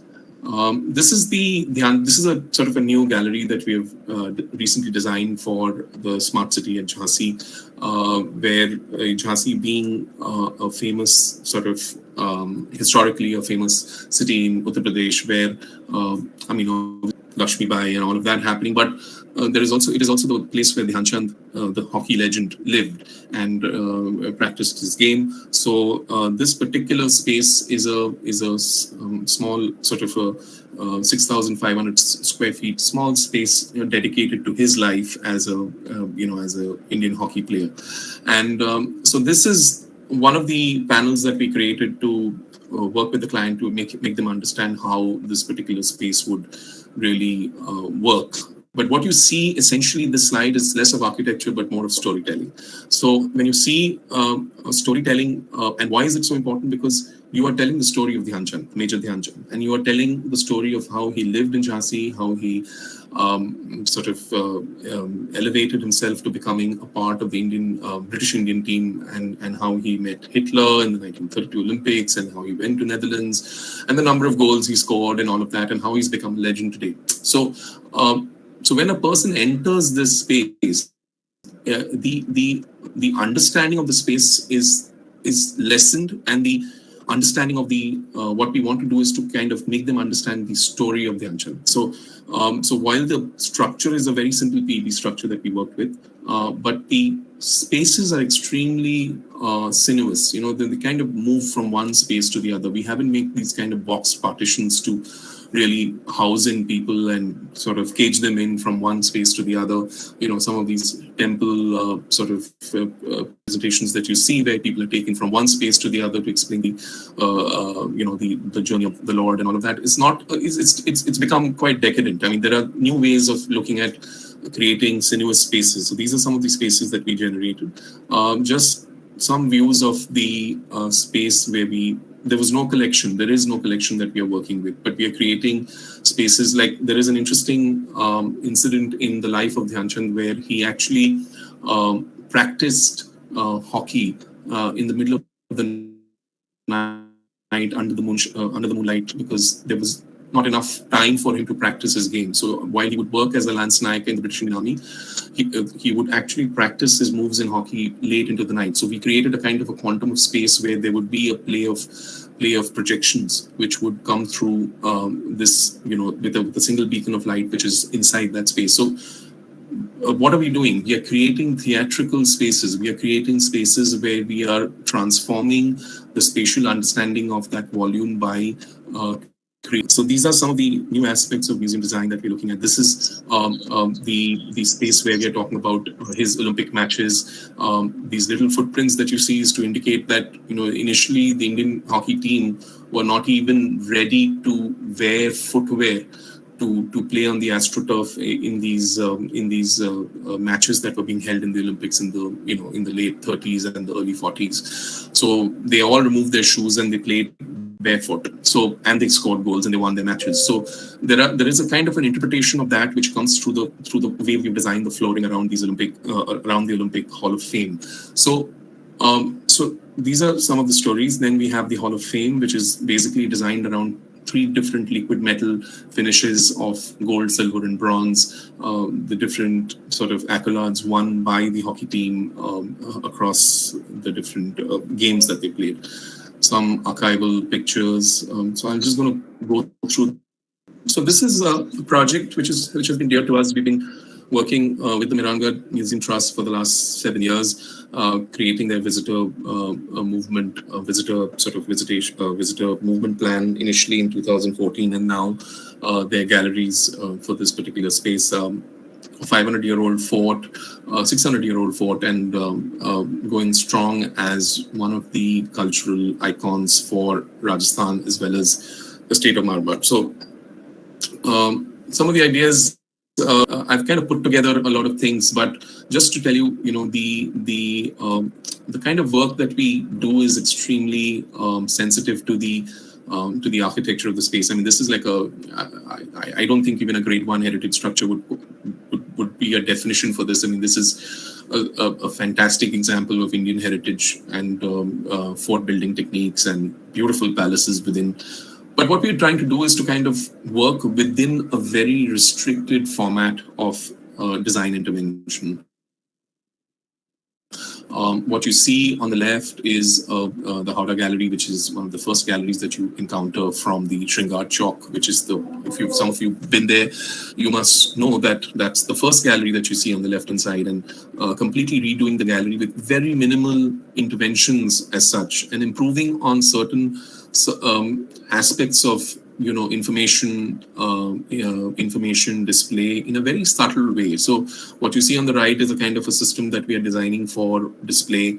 So what I was saying was that in this particular project, because it's a heritage project, and literally there is very little intervention that we could have done in architectural spaces, but what we intended to do is to sort of accentuate the experience through things like display systems. Like if you see that option of the human figure standing against a kind of a tabletop display, and a system of railing that we wanted to design so that information could come onto it. So so it's almost like we're designing a product in a museum design project. So what I'm trying to get at is the fact that the way a museum design sort of a rendering of your ideas in terms of product design. In some places, like the one that we're doing, a linear gallery which has a lot of sort of an elevated wall in front of it.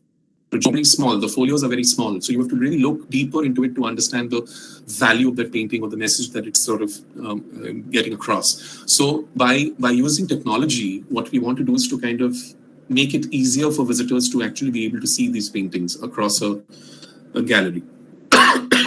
This is just a sort of a rendition of how we make our presentations. It's also inspired by the paintings from Marwar.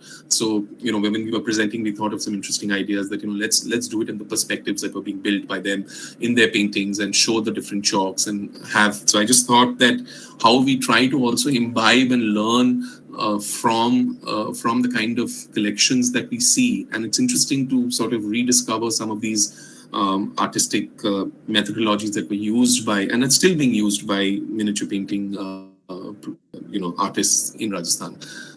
These are some of the, I'll just quickly go through, so that because we have a lot of slides to show you.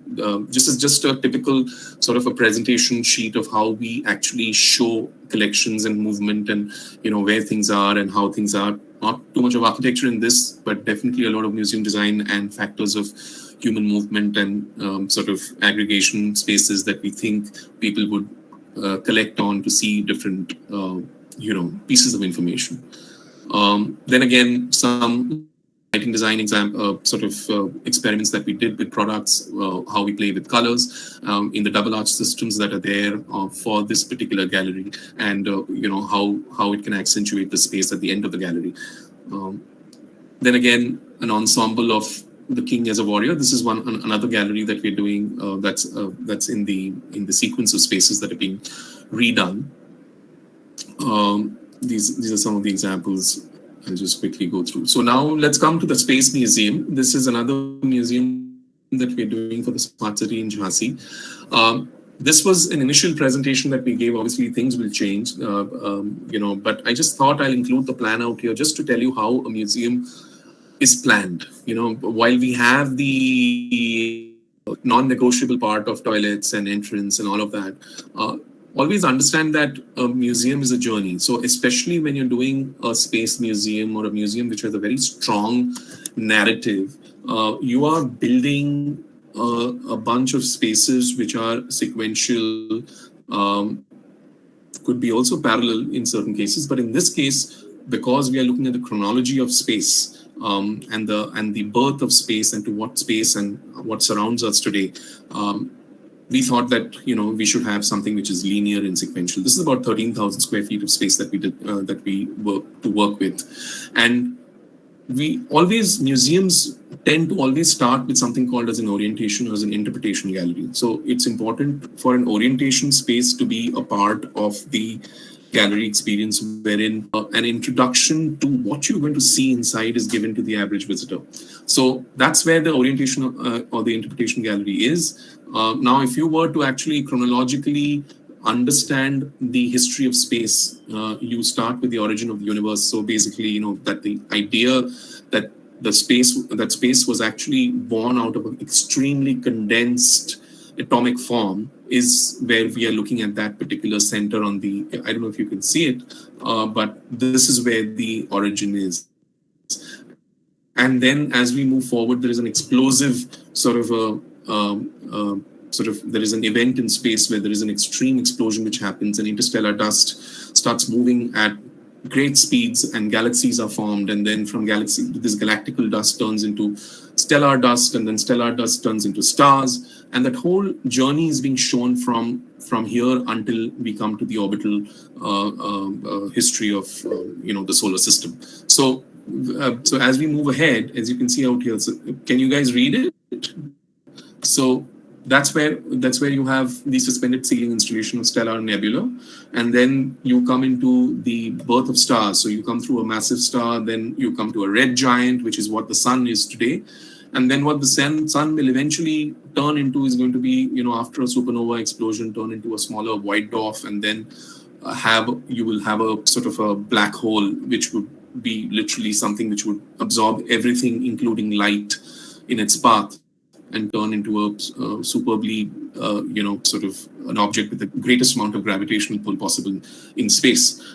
Then as you move ahead, we change tracks and we come to the walkthrough of the solar system. And what we've done out here is that while the brief was for a digital museum that we had to create, but we wanted to also create a three-dimensional idea of space. So if you see that between, I think, Mars and Jupiter, there is a huge asteroid belt which comes in.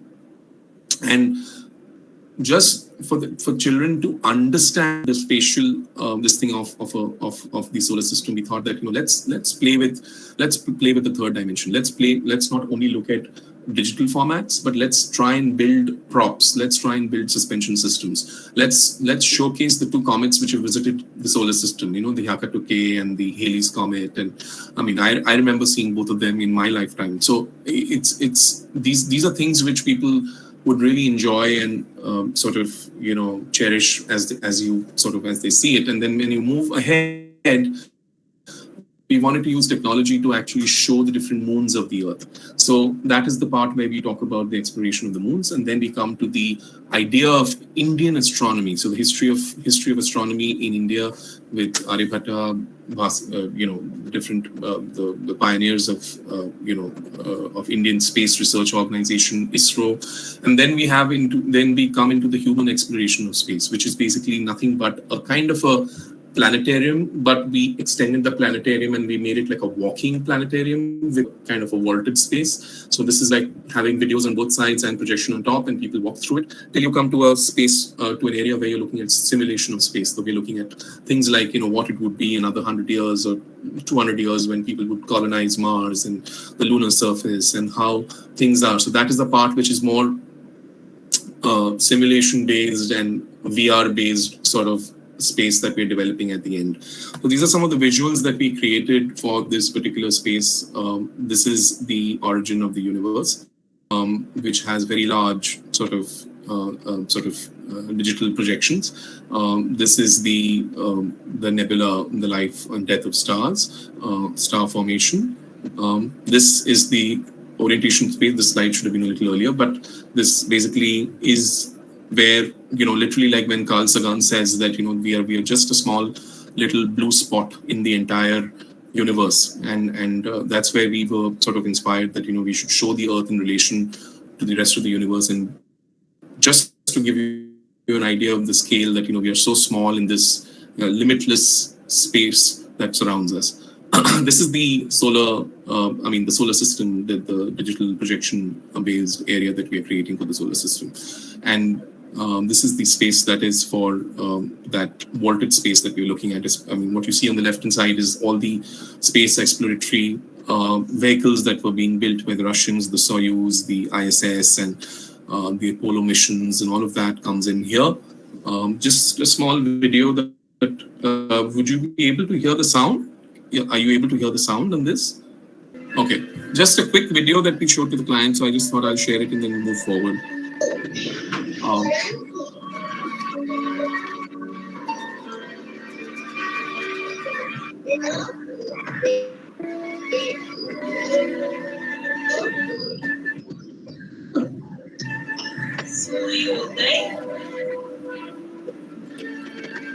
So there's a whole lot of acoustical science that goes behind it.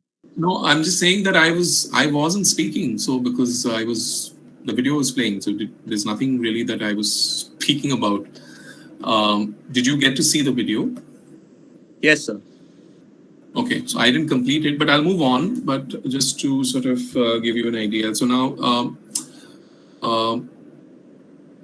should I move on? Can you hear me? Yes, sir. Yes, we can hear you. This is another. Yeah, so this is another project which is for the city of Bombay and for the basically the maritime heritage of Bombay as such, which we designed for the Masgaon Docks Private Limited, which is the leading shipbuilder in the country. Then again, this particular space was a very small space that we ended up working with the MDL with, but it had to see is beyond just the idea of just a sort of an interior design project, but it is more about putting together pieces of information across layers that people would want to explore. So what you see on the peripheral side is basically a display system which talks about which has a timeline, which basically talks about the last 400 years of shipbuilding in the city of Bombay. While what you see in the center is the evolution of ships as such, right from merchant marine to naval ships that were being sort of designed by Masgaon Docks, and how propulsion systems across the last 70 years or 100 years have really changed the way ships have sort of fared across the seas around the world. So this particular gallery is something which was designed for them.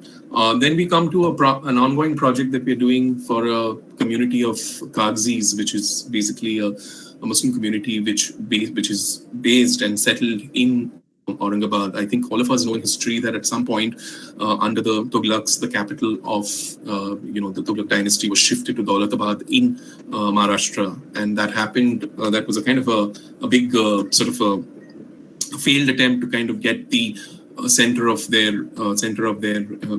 get their administrative center in the geometrical center of their province. So, but for the time that they were there, what happened was that in the old days, when and his troop would move, you would also have their Kagzis move with them, because everything was written on paper. Your farmans, your religious orders, your administrative orders, everything that the government worked with was on paper. So it was imperative that the paper-making community also moves with the king. And once they did, they settled in a place called Kagzipura, which is outside of the city today. And unfortunately, the Tughlaqs decided to go back, leaving this community of paper manufacturers in the city. And this particular art is now about 500 years old, and they've been still sort of trying to make paper in the original form. So we were given this project to actually a part of the revival strategy of doing up a small museum for them, which is a very small museum of about 3,000 square feet. And we kind of did our research, we visited the site and all of that, and understood what we would eventually be showing what in part views available. These are some of the kinds on the left. See right from Bahadur Khani to Ruba Khari, which is being made out there at present. I mean, at present, this particular community is not practicing it because they need the support and the mechanism to sort of revive themselves. But these are some of the pictures from a document that we used for our presentation, and how rag chopping and then bleaching is done, and then the paper is then beaten into these kind of vats, and then the pressing is done where the water is taken out, and then each of these sheets are out and then dried. So we were quite inspired by the layering technique of paper and the way it is being displayed, and it kind of shows in the architectural solutions that we thought of. So these are some of the sort of views of that particular. What you see on the left hand side is the mill, which is about 100 years old. I think about 100 years old now. And we were sort of working with the concept of history and evolution of paper, the Kagzipura and the community, the paper and its uses, and how we wanted it to be sort of a part of the overall plan. And the plan was very simple. We wanted the museum space to be bang in the middle, because that is where we wanted to be protected as much as possible. Paper being hygroscopic to a certain extent, so we wanted it to be kind of as far as possible shielded by other functions of the space. We were also restricted by a very, very limited budget and a limited square footage area available. So what we started working with was a bunch of walls that we created at the cafe, as well as the store, as well as the museum shop. So these are some of the views this is one of the proposals that we're working on. This is a work in progress that we are sort of working with the community, and also sort of final process in the months to come. This is a project I wanted to showcase, which is a recent competition project that we pitched for the Mumbai Maritime Museum in Bombay Port Trust. And this particular project also sort of showcases the idea or the multi-use ideas of a building or a museum space, and how we look at sort of transforming a building. The building is located near, which is the Roro ferry terminal, where nowadays you take the boat to go to Mandwa and Alibag. This particular space is a small warehouse, which is being which is to be refurbished as a museum, right next to that big parking lot that you see near the Eastern Waterfront Gate. The space that we created was around this particular building, which is a very nondescript, average-looking warehouse. I mean, there is no character to the building as such, but we wanted to kind of put elements and create a set of sort of attributes which would then sort of really accentuate the space. So our studies included, understanding the existing circulation and the shortcuts that people were taking, and then how we would integrate the oncoming visitor flow from the parking lot, and then let people in from here, and then have a bunch of functions which are outside. The space was limited; it was about 8,000 square feet. So what we decided was to actually have temporary structures outside of the building, so that it doesn't really sort of cannibalize into the actual display space. And we wanted to do it using temporary architecture, like container architecture, to really sort of make it as simple, budget friendly, and easy to install for the program. What we also did was that we kind of wanted to study the way the museum building would react, and the people activity pattern that would happen around the building across different time zones. And so obviously, most museums are running between 9 o'clock in the morning till about 5 in the evening, and then you have the museum being shut down at about 6 o'clock. I mean, all over the world, museums are shut down except for some night tours which happen. But we thought that the space can be used by people still around that whole museum building. So that's how we said that between 1700 and 2100 hours, we expect people to be there for events, for sort of excursions, or the place is also lovely because it offers lovely views of the bay beyond from the Roro ferry terminal, and then how it would appear between, say, 9 o'clock and 5 o'clock in the morning.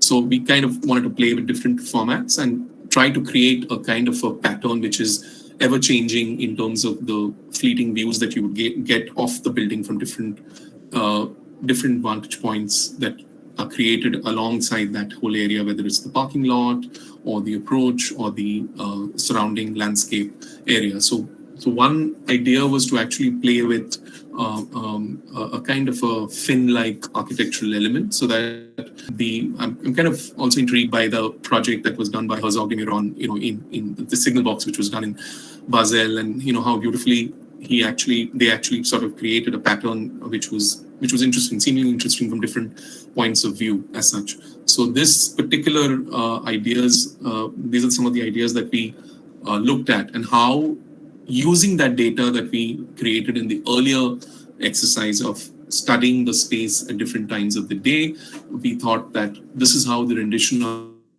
building would be to the outside. So it's between 9 and 5, it acts as a museum from within. Between 5 and 9, it acts as a canvas for projections. So this is where the media projection comes onto an architectural space, and then between 9 and 5, it kind of tones down and becomes just a piece of illuminated architecture through the night. So that's how we sort of have positioned this to be. We were also working out ways by which we could use different types of ships, like the schooners, the different format of ships, and to use their sails as a way of designing our tensile structures. So these are some of the sort of ideas that we had. Some of them look pretty ordinary on the right, but I mean, this is a work in progress, and we want to kind of delve deeper into creating geometries around sail ships and their sails as such for our walking, for our areas. Then again, like, how do we increase footfall and how do we increase the square footage of area without really sort of cannibalizing into the space? And we thought of creating temporary architectural solutions wherein spaces could be used internally using these kind of container boxes where interpretation and shows and events could be held within with projections and media, and the space outside could be definitely used for temporary exhibitions. So these are some of the ideas that we had for this particular space. So this is being evaluated as we speak. Some more. This is a typical sort of a schematic sort of plan of a museum and how it is shown to a client, and with movement patterns, with information, layering of information, and different sort of sections being created. I won't go too deep, but if someone wants to always come back and refer to it, you can always get in touch with me and explain this better. But essentially, it is a flow diagram. It shows human flow. It shows a kind of a relationship between display, collections, format of spaces, and how every museum, I mean, one of the ideas that they really appreciated was the fact that we actually gave a huge space for a temporary exhibition area.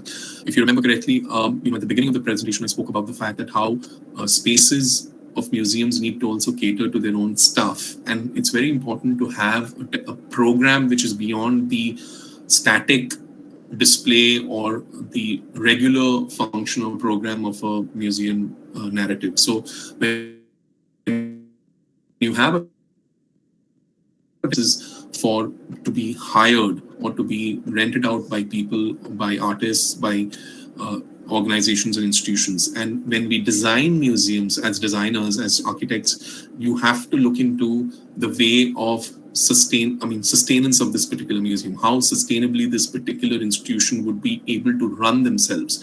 And one of the chief or primary ways, obviously, apart from having a museum shop, is to have rentable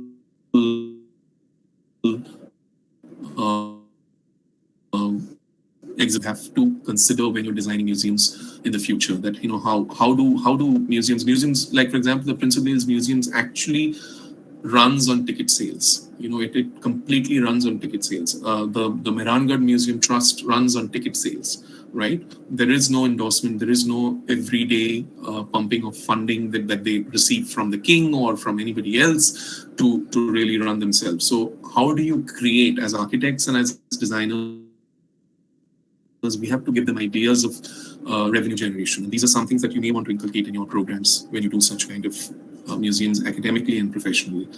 These are some ideas that we had of how we wanted to sort of use elements for display, for lighting, for suspension, becomes a part of the architectural, becomes a part of the baluster to be used in the staircase, but also becomes a system of, having a timeline and display systems and things like that. These are some of the views that we created of that space.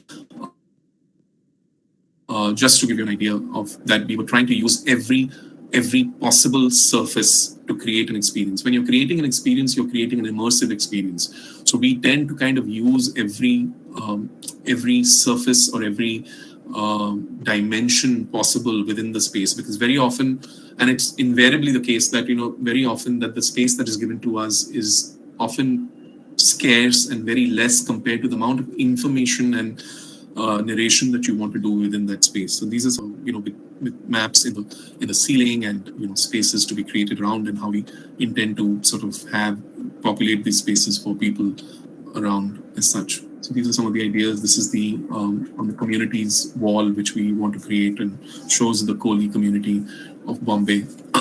And then we also go further to do things like, how to design the brochure. So what makes museum design so interesting for us is that we don't stop at the architectural or the museum design part. We try to see how we can create a comprehensive approach towards the museum. So how do we create? You use a simple technique like origami to create a very simple form, and that could open up into a small brochure which helps you navigate that space, and that could sort of transcend everything from event calendars to plans to brochures to menus. And how today it's important, we've been also tasked to give solutions to create the online brochure, how to scan a particular. These are no-brainers today, but I'm just saying that it is important that the entire museum experience doesn't really start from the point where you step into the museum, but it can actually start much before. And this is how we can do it through sort of online platforms. Where the ticketing is made easy. You get a kind of a curtain raiser. You get an event schedule of what are the kind of events that are going to happen at the museum and things like that. So these are some of the ideas that we were delving. Also how do we create ticketing, and how and these bands that they would carry back home as a little, a part of the memorabilia from the museum, and how do we create the logo for the museum with the Eastern Waterfront being there, and how do we want to show that and things like that. So our work actually transcends architecture. It goes more into design and ideas and innovation as such. This is another project which I thought I'll just show you for Endurance Technologies. It doesn't hold too much of relevance, but just to tell you that we were doing a project which is basically sort of using cooling as a methodology, using a thermodrain system, just to sort of show you the thought of projects that we're doing apart from museums as such.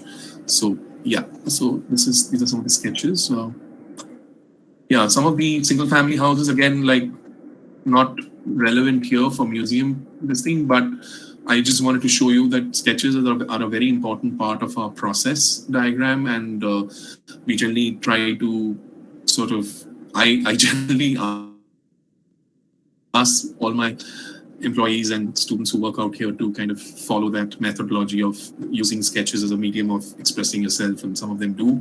Some of them don't have these skill sets, but they definitely sort of try their best. We've also done vehicle design projects for museums, and the Prince of Wales Museum, which has a museum bus. So just to let you know, and then I'm also involved with some sort of social-based, design for social good in terms of designing for people with disabilities. So this was a part of something that I did at the initial part of my career, but I still pursue it. And we have a certain sort of recognition from the Ashoka Fellowship, which supports us for these kind of endeavors for making built environments accessible for people with disabilities and children as well, especially. Yeah, thanks a lot. Thanks for the, I hope it covers some parts of what the students are designing at this point in time. Any questions? Thank you, sir. Yes, there are a couple of questions from students as well as professors. But I would like to tell you that it is so refreshing to see the change in museum designs and the way that they're curated. Most importantly, from these private wunderkammers that they used to be to Right. possibly closed public institutions during the early periods of our independence to now becoming such a participatory place. And it has become Correct. a place instead of just a space for things to be kept, and that would play a very important role in its participation with the society around it. It was very refreshing to see such a change happening. One such question asked by Professor Abhishek Kadam, which is also on similar lines, is Okay. that does a place matter in case of a museum, about probably to locate, where is it located exactly, because especially when you are doing the interior projects or exhibitions projects, can you please clarify on that? Yeah, I think like I generally talk from examples or projects that I've been involved with. Like for the Kagzipura project, if you take up, it is a very location specific project. I mean, there is a community which is, we were debating with the client because the land availability was a problem and it still is. And we are kind of hell-bent in the fact that we want this museum to be very close to the community, because the moment you take it away from the community of people that you're sort of representing, I think it will work. I'm not saying it will not work, but there is a certain there's a certain connect that you're tearing apart and you're pushing into a space which is, so to say, has nothing to do with that particular. Like, I just to let you know why is it important to have this particular museum close to the Kagzis, because, and why close to that lake? Because the lake water is being used for paper manufacturing. And these lakes were actually artificial lakes built by the emperor for the Kagzi community, so that they could draw water from it and make their farmans and whatever the raw product that they would eventually give to the administration. But then again, when you're looking at a museum, say for example, the Prince of Wales Museum, it was never meant to be a building which was supposed to be a museum in the first place. It's over 100 years old now, but it has a repository of objects from all over India, and and stories and narratives which are completely different from one another. So so I wouldn't say that placemaking is absolutely important, but in the context of what you are developing and the brief that you're getting and the community that you're studying, definitely. Like, for example, I wouldn't say a Srujan LLDC museum would do justice in a place like Bombay, right? I mean, you might as well have you can have a Srujan shop, which has a part of that shop is trying to talk about the history of embroidery and weaving. Great. It gives you a kind of a heads up on the community and the kind of art that they're producing, but it will never be able to replicate what a site museum is doing, a community museum is doing. I mean, a community museum, for that matter, is a museum where the community actually participates. They actually came and then they saw what we were doing and they were a part of the entire process. So I don't think one can really replace the other. But if you're looking at general museums in cities, definitely can, because they've been delinked from their source a very long time ago. So they don't really hold on to a kind of a kind of a relationship which needs to be maintained. So I don't know if it answers your question, Abhishek, but it's it's somewhat there. I mean, and it's not. I mean, the reason I'm choosing this answer is also not because I want to sit on the picket fence when I'm talking about these two aspects, but these are the kind of dualities we've had to kind of work with, or sort of face in the long run. I'll request some audience have their speakers on to please mute themselves. There is a sense of disturbance here. Minal sir. Can you please mute yourself? Thank you. There's one more question, interesting question from Mandar sir. Architect Abhishek, your detailed schemes of the museum projects are a very helpful reference to our students as they're keen on understanding the relation of planning, organization of things in a space, and the actual performance of the space in terms of usage, light, arrangement of display, or things in the space. It would be further helpful to our students if you could share some notes on the few pointers. Structural system relevant for museum and exhibition designs. Controlling the indoor ambient temperature and humidity to support the durability of exhibit contents, and what is the process to address this issue. And things like finishing for like flooring, wall finishes, etc. for areas that receive maximum footfall. Yeah. So the structural system, it varies again. Say for example, you will generally see if you take up a museum and if you see the archaeological galleries, you will always see that the archaeological galleries are at the lower level of the museum because the exhibits are heavy. They are generally sculpted stone products or things like that. So depending upon the typology of exhibits that you have, you would design a structural system based on that. But having said that, a lot of new age museums I'm seeing are also becoming top heavy in terms of, because what happens is that the museum space is an open space, and a lot of our the space that we're designing for the Vipassana group, the Vipassana this thing in Gorai, we don't have the opportunity of using the flooring to so much. So we've actually made the entire ceiling extremely services heavy. So which means that your air conditioning, your lighting, your prop, any kind of suspension of props, your ceilings, everything is top loaded. So you do come across situations where it is essential for you to at least take care or cater for the large amount of services that are going to be running across a museum on the top, because you have to also remember that the more flexibility you give to the space below, the easier it will be for the client to actually have multiple exhibitions happening at the bottom. So very often that flexibility is reached when you leave the entire floor space absolutely bare for them to play around with, except for the fact that they can have a few walls here and there which may remain permanent, but there is a certain level of requirement which is there for the ceiling. Another thing, now this is specific to Indian museums. Problem is that we always look at museums from a very Western construct. We always look at museums, what does the Louvre look like? What does the MoMA look like? What does, the MACBA looks like? So all these museums are in a very Western construct.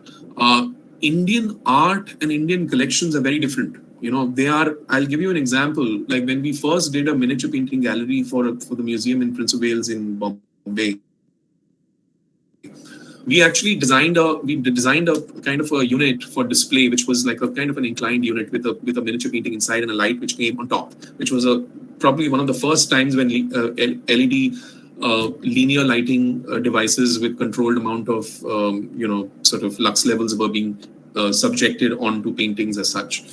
And I remember calling one of these Western curators, and he looked at the painting and he looked at the glass and he said, "Hey, this is not great because I can see the reflection of the light onto the glass, onto the case."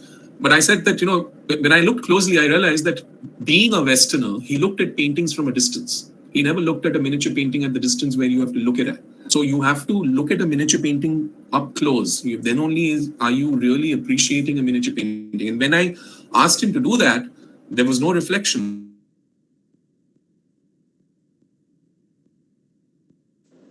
In fact, even the gold, lining on it of that Deccan painting was showing up beautifully with that light. So our perception of museums also need to kind of change. Now, answering some of the other parts of the question where we spoke about, say, climate control. Now, climate control is of two types in a museum. One is ambient, which is being affected by people who are walking through, and there is a certain amount of moisture that they are exhaling out. In places like Bombay, it is very, very difficult because you have humidity levels which are reaching up to 85, 95, even further during the monsoon months. So the idea is that you have to have a system of a system of RH, which is kind of which is plateaued. The problem with that we often face is that we feel that when the museum is active, we have to maintain an RH of 65 or 55%, and when the museum is shut, we can actually shut down the the RH control. But the problem is that all objects go through a sense of shock, whether it is a humidity shock or whether it is a thermal shock. Remember that products like paper, leather, even metals for that matter, they go through an extreme amount of physical shock when you keep changing the parameters of environment within that space. So you will have to maintain a certain level of RH, a certain level of temperature through creating various systems, and also it's a misunderstanding to say that humidity is bad. Like, for example, for miniature paintings, it is said that a little amount of moisture will keep the paper supple, right? Because the moment you withdraw all that moisture from the paper, it starts becoming brittle, right? So that's where a conservator comes in. That's where the participatory part of design comes in. So you work with the conservation expert, you map out the kind of requirements that particular object needs, and then you design the environment around it. But having said all of this, no object should remain more than 6 months in a gallery. There is, no matter what you do, how much ever you protect it and how much ever you isolate it, a product will always go back to the repository or to the storage at the end of those 6 months. So, because you can never prevent the damage that is happening because of light. Light is something which lets you see a collection, but eventually, over a period of time, it is destroying everything that you are seeing, whether it's a painting, whether it's a fabric, whether it is a folio or a manuscript or whatever, a dress, everything.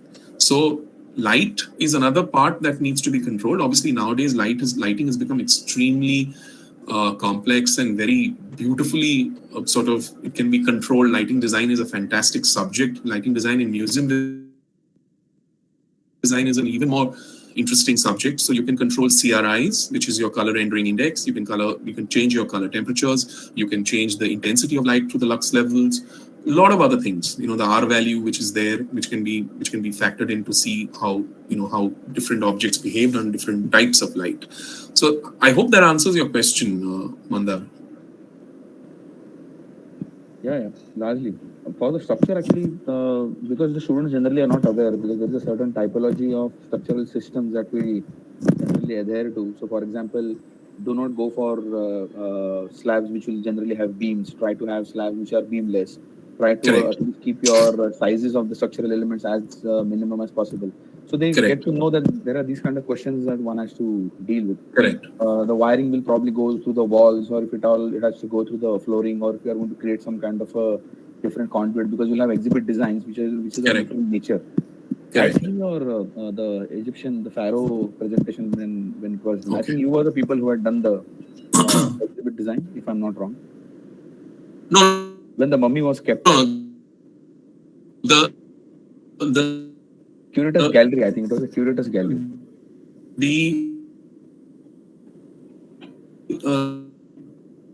That one was not able to hear you. There's a lapse in the transmission. The one that you're talking about, the Egyptian factor that you have to consider. So very often the challenges between human safety as well as collection safety.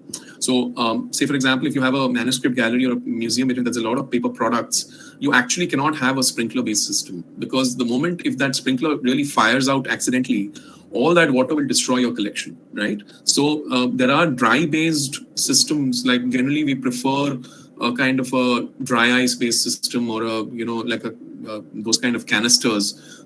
So nowadays you get these canisters which actually have the same sort of the trigger mechanism, but it has a canister on top. There's no water.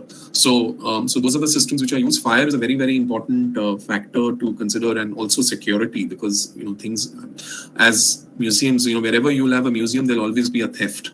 So that is something which is a very, very important factor also. Yeah. Sure. Thank you. Thanks a lot. The next question is actually relevant to, I think, both the speakers. Biju sir, because he showed a lot of institutional projects, and Abhishek sir, because he has been dealing with objects from history.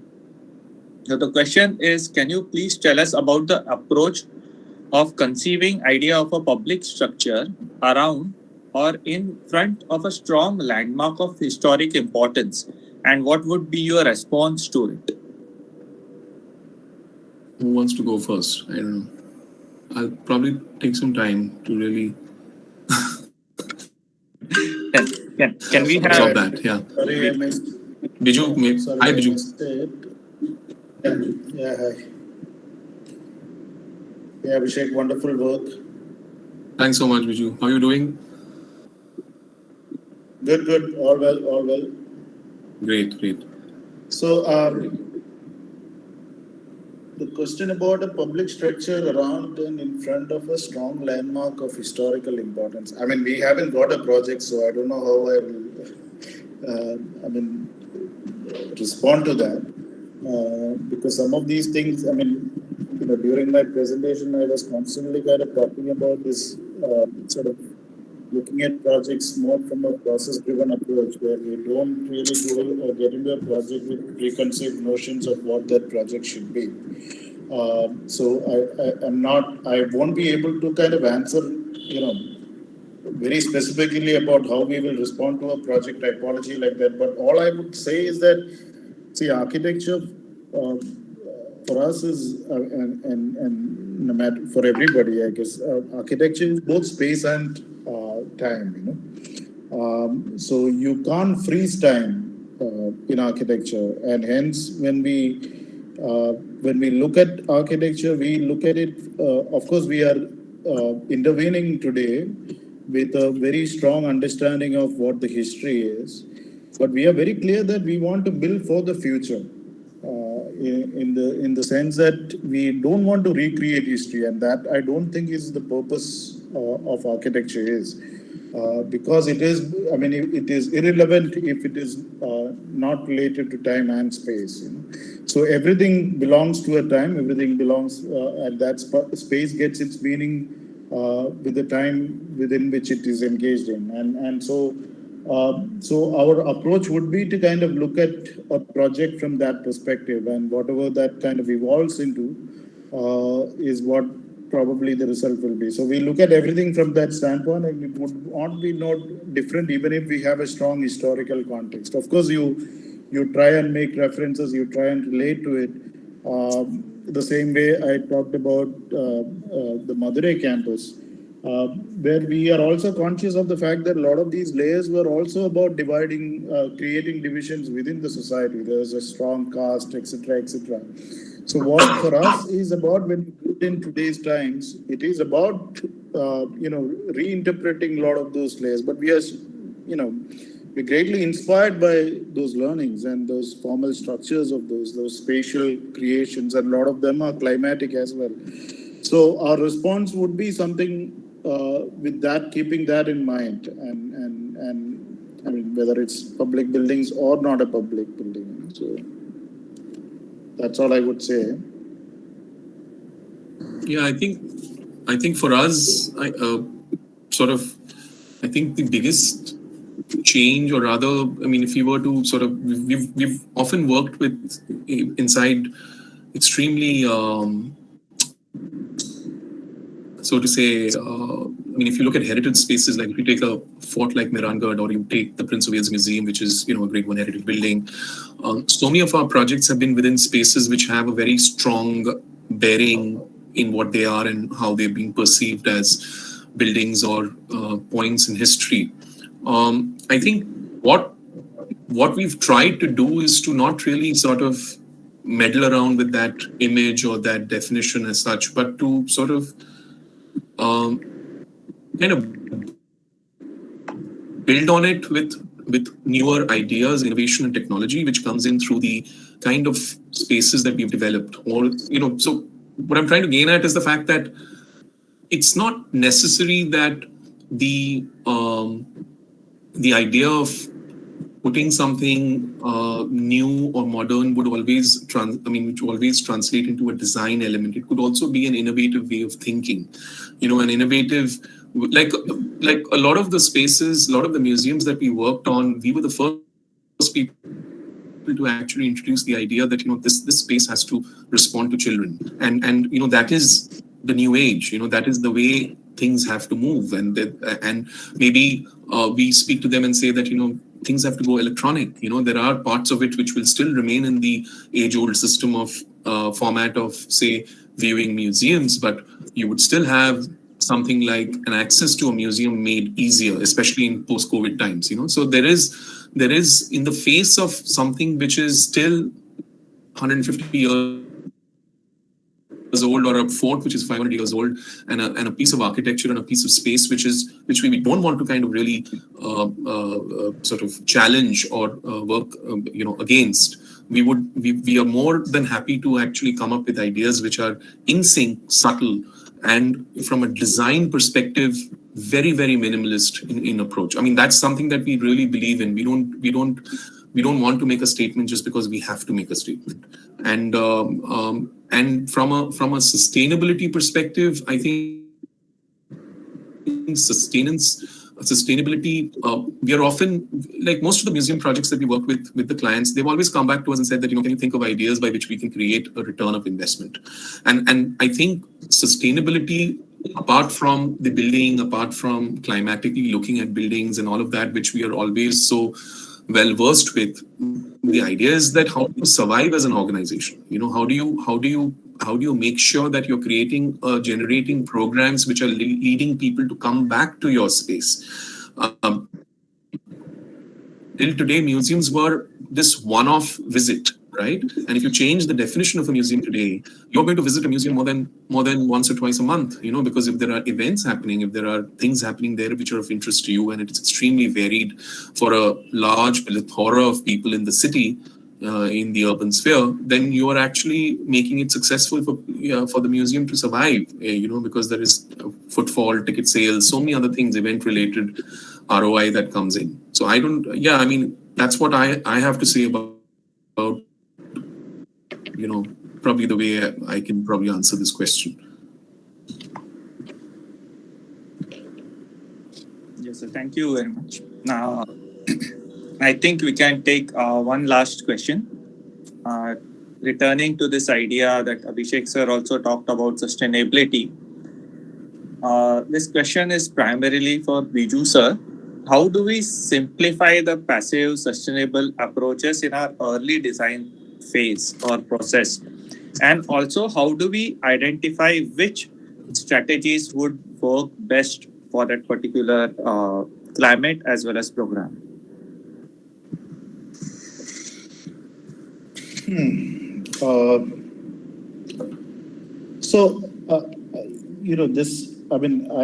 I would like to say that any good project, has to be sustainable to some extent. Otherwise, it's not meaningful, right? I mean, the degree of sustainability. So it depends on how you look at sustainability. Like during the talk, I talked about sustainability from the standpoint of, how we look at sustainability, not just from an environmental standpoint, but also the idea of social sustainability, the idea of economic sustainability, like that campus auditorium that I talked about. I mean, one of the reasons we got selected and they liked our project and we became winners is also because even though the idea of opening up the campus to the larger community, was not appreciated initially, eventually they realized that's a wonderful feat to generate income that can maintain that facility. right? I mean, so there is a certain kind of economic sustainability that comes in with that. While you start to then share that infrastructure with the larger community and create a place, and the idea of placemaking that makes it socially sustainable. And that's why and of course, of course, the idea of environmental sustainability within that object, etc., comes in. So you can't look at sustainability from the prism of just environmental sustainability. It doesn't see, I can design 100-acre development, 100 kilometers away from the city and make it completely LEED platinum, whatever, and still not have anybody occupy it. It's unsustainable. Right? I think as architects, we need to understand that the act of building itself is unsustainable to begin with. So we start as sinners, right? So we need to make sure that what we built is being used and occupied and kind of, because we can't stop building. We have to meet the needs of the people, and that's why I said, if we have that unfair share of land, compared to the rest of the world. But we also need to believe that if we are able to take care of 17% of world's population's needs in 2% of land, it's actually a wonderful, sustainable way of living. Right? So you need to start to see positives in it. And so you need to look at everything much more holistically than just taking one element and look at it from that standpoint. For example, when we did a staff quarters, a staff housing within that campus, the client wanted it to be LEED certified, and then the consultant came to us and said, we have to kind of provide certain kind of glass.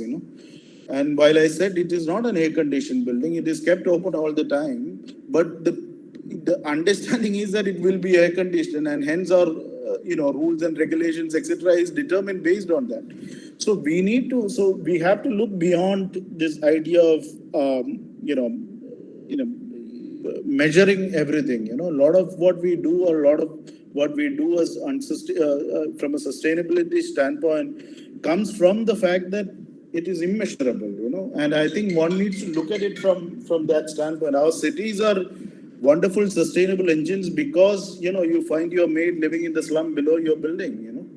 Right? I mean, now if you start to kind of make a sustainable city where you start to throw all these support facilities away from the city because you look at the idea of affordability from a completely real estate standpoint, then you start to kind of create an unsustainable society. So when you look at sustainability, one needs to look at holistically. You need to have a larger idea of how we live, what we live, and be humble enough to understand that the act of what we do is very unsustainable to begin with.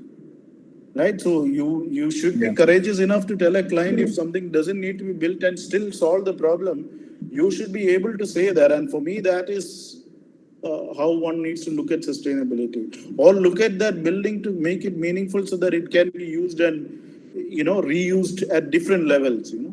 And so you need to look at all of this from different perspective, so it has to be socially sustainable, it has to be economically sustainable, and critically it has to be environmentally sustainable. So there are no formulas for it, and what an architectural education teaches you is to kind of give you a holistic understanding of what life is all about, right? And everything else you have to learn yourself, right? It creates that platform for you to look at life holistically. And then, it also gives you that opportunity not to come out and just make buildings. Architecture is not the act of making buildings. I think this is fundamentally, you need to kind of understand that. Our role is to kind of shape built environments, right? And it doesn't have to be just buildings. I mean, you can do that even without buildings. So I think you need to start to kind of look at things from that perspective, and then you start to then derive and research and understand what sustainability means. Thank you, sir. Thank you so much. Thank you, both the speakers. I think in this slightly elongated but wonderful webinar, both the speakers addressed multiple aspects.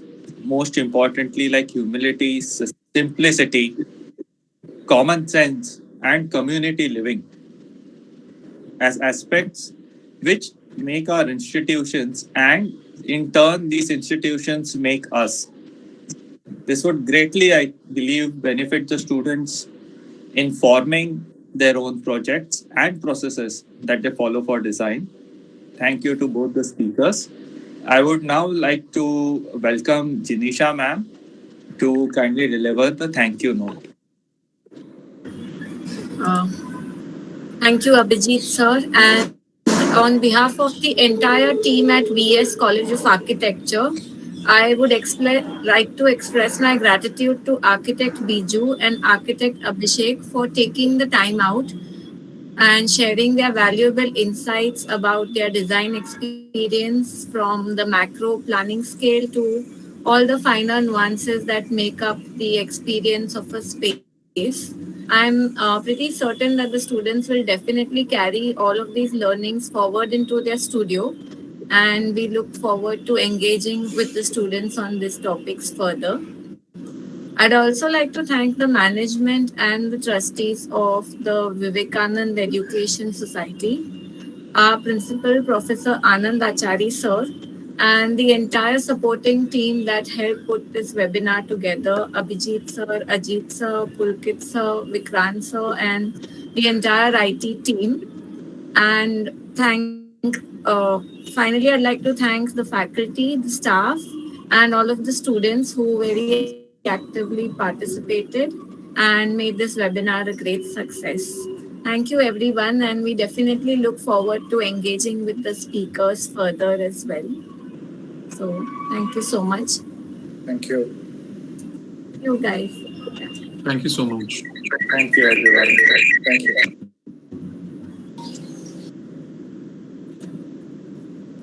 Thank you, everyone. We can now stop the recording, please. And we declare end of this webinar. Thank you. Class teacher, Thanks if a you lot. have to Thanks, declare Abhijit. something, Thanks. you want to declare a break for the Thanks, students Jinisha. because we have a class Bye. Take in care. the afternoon.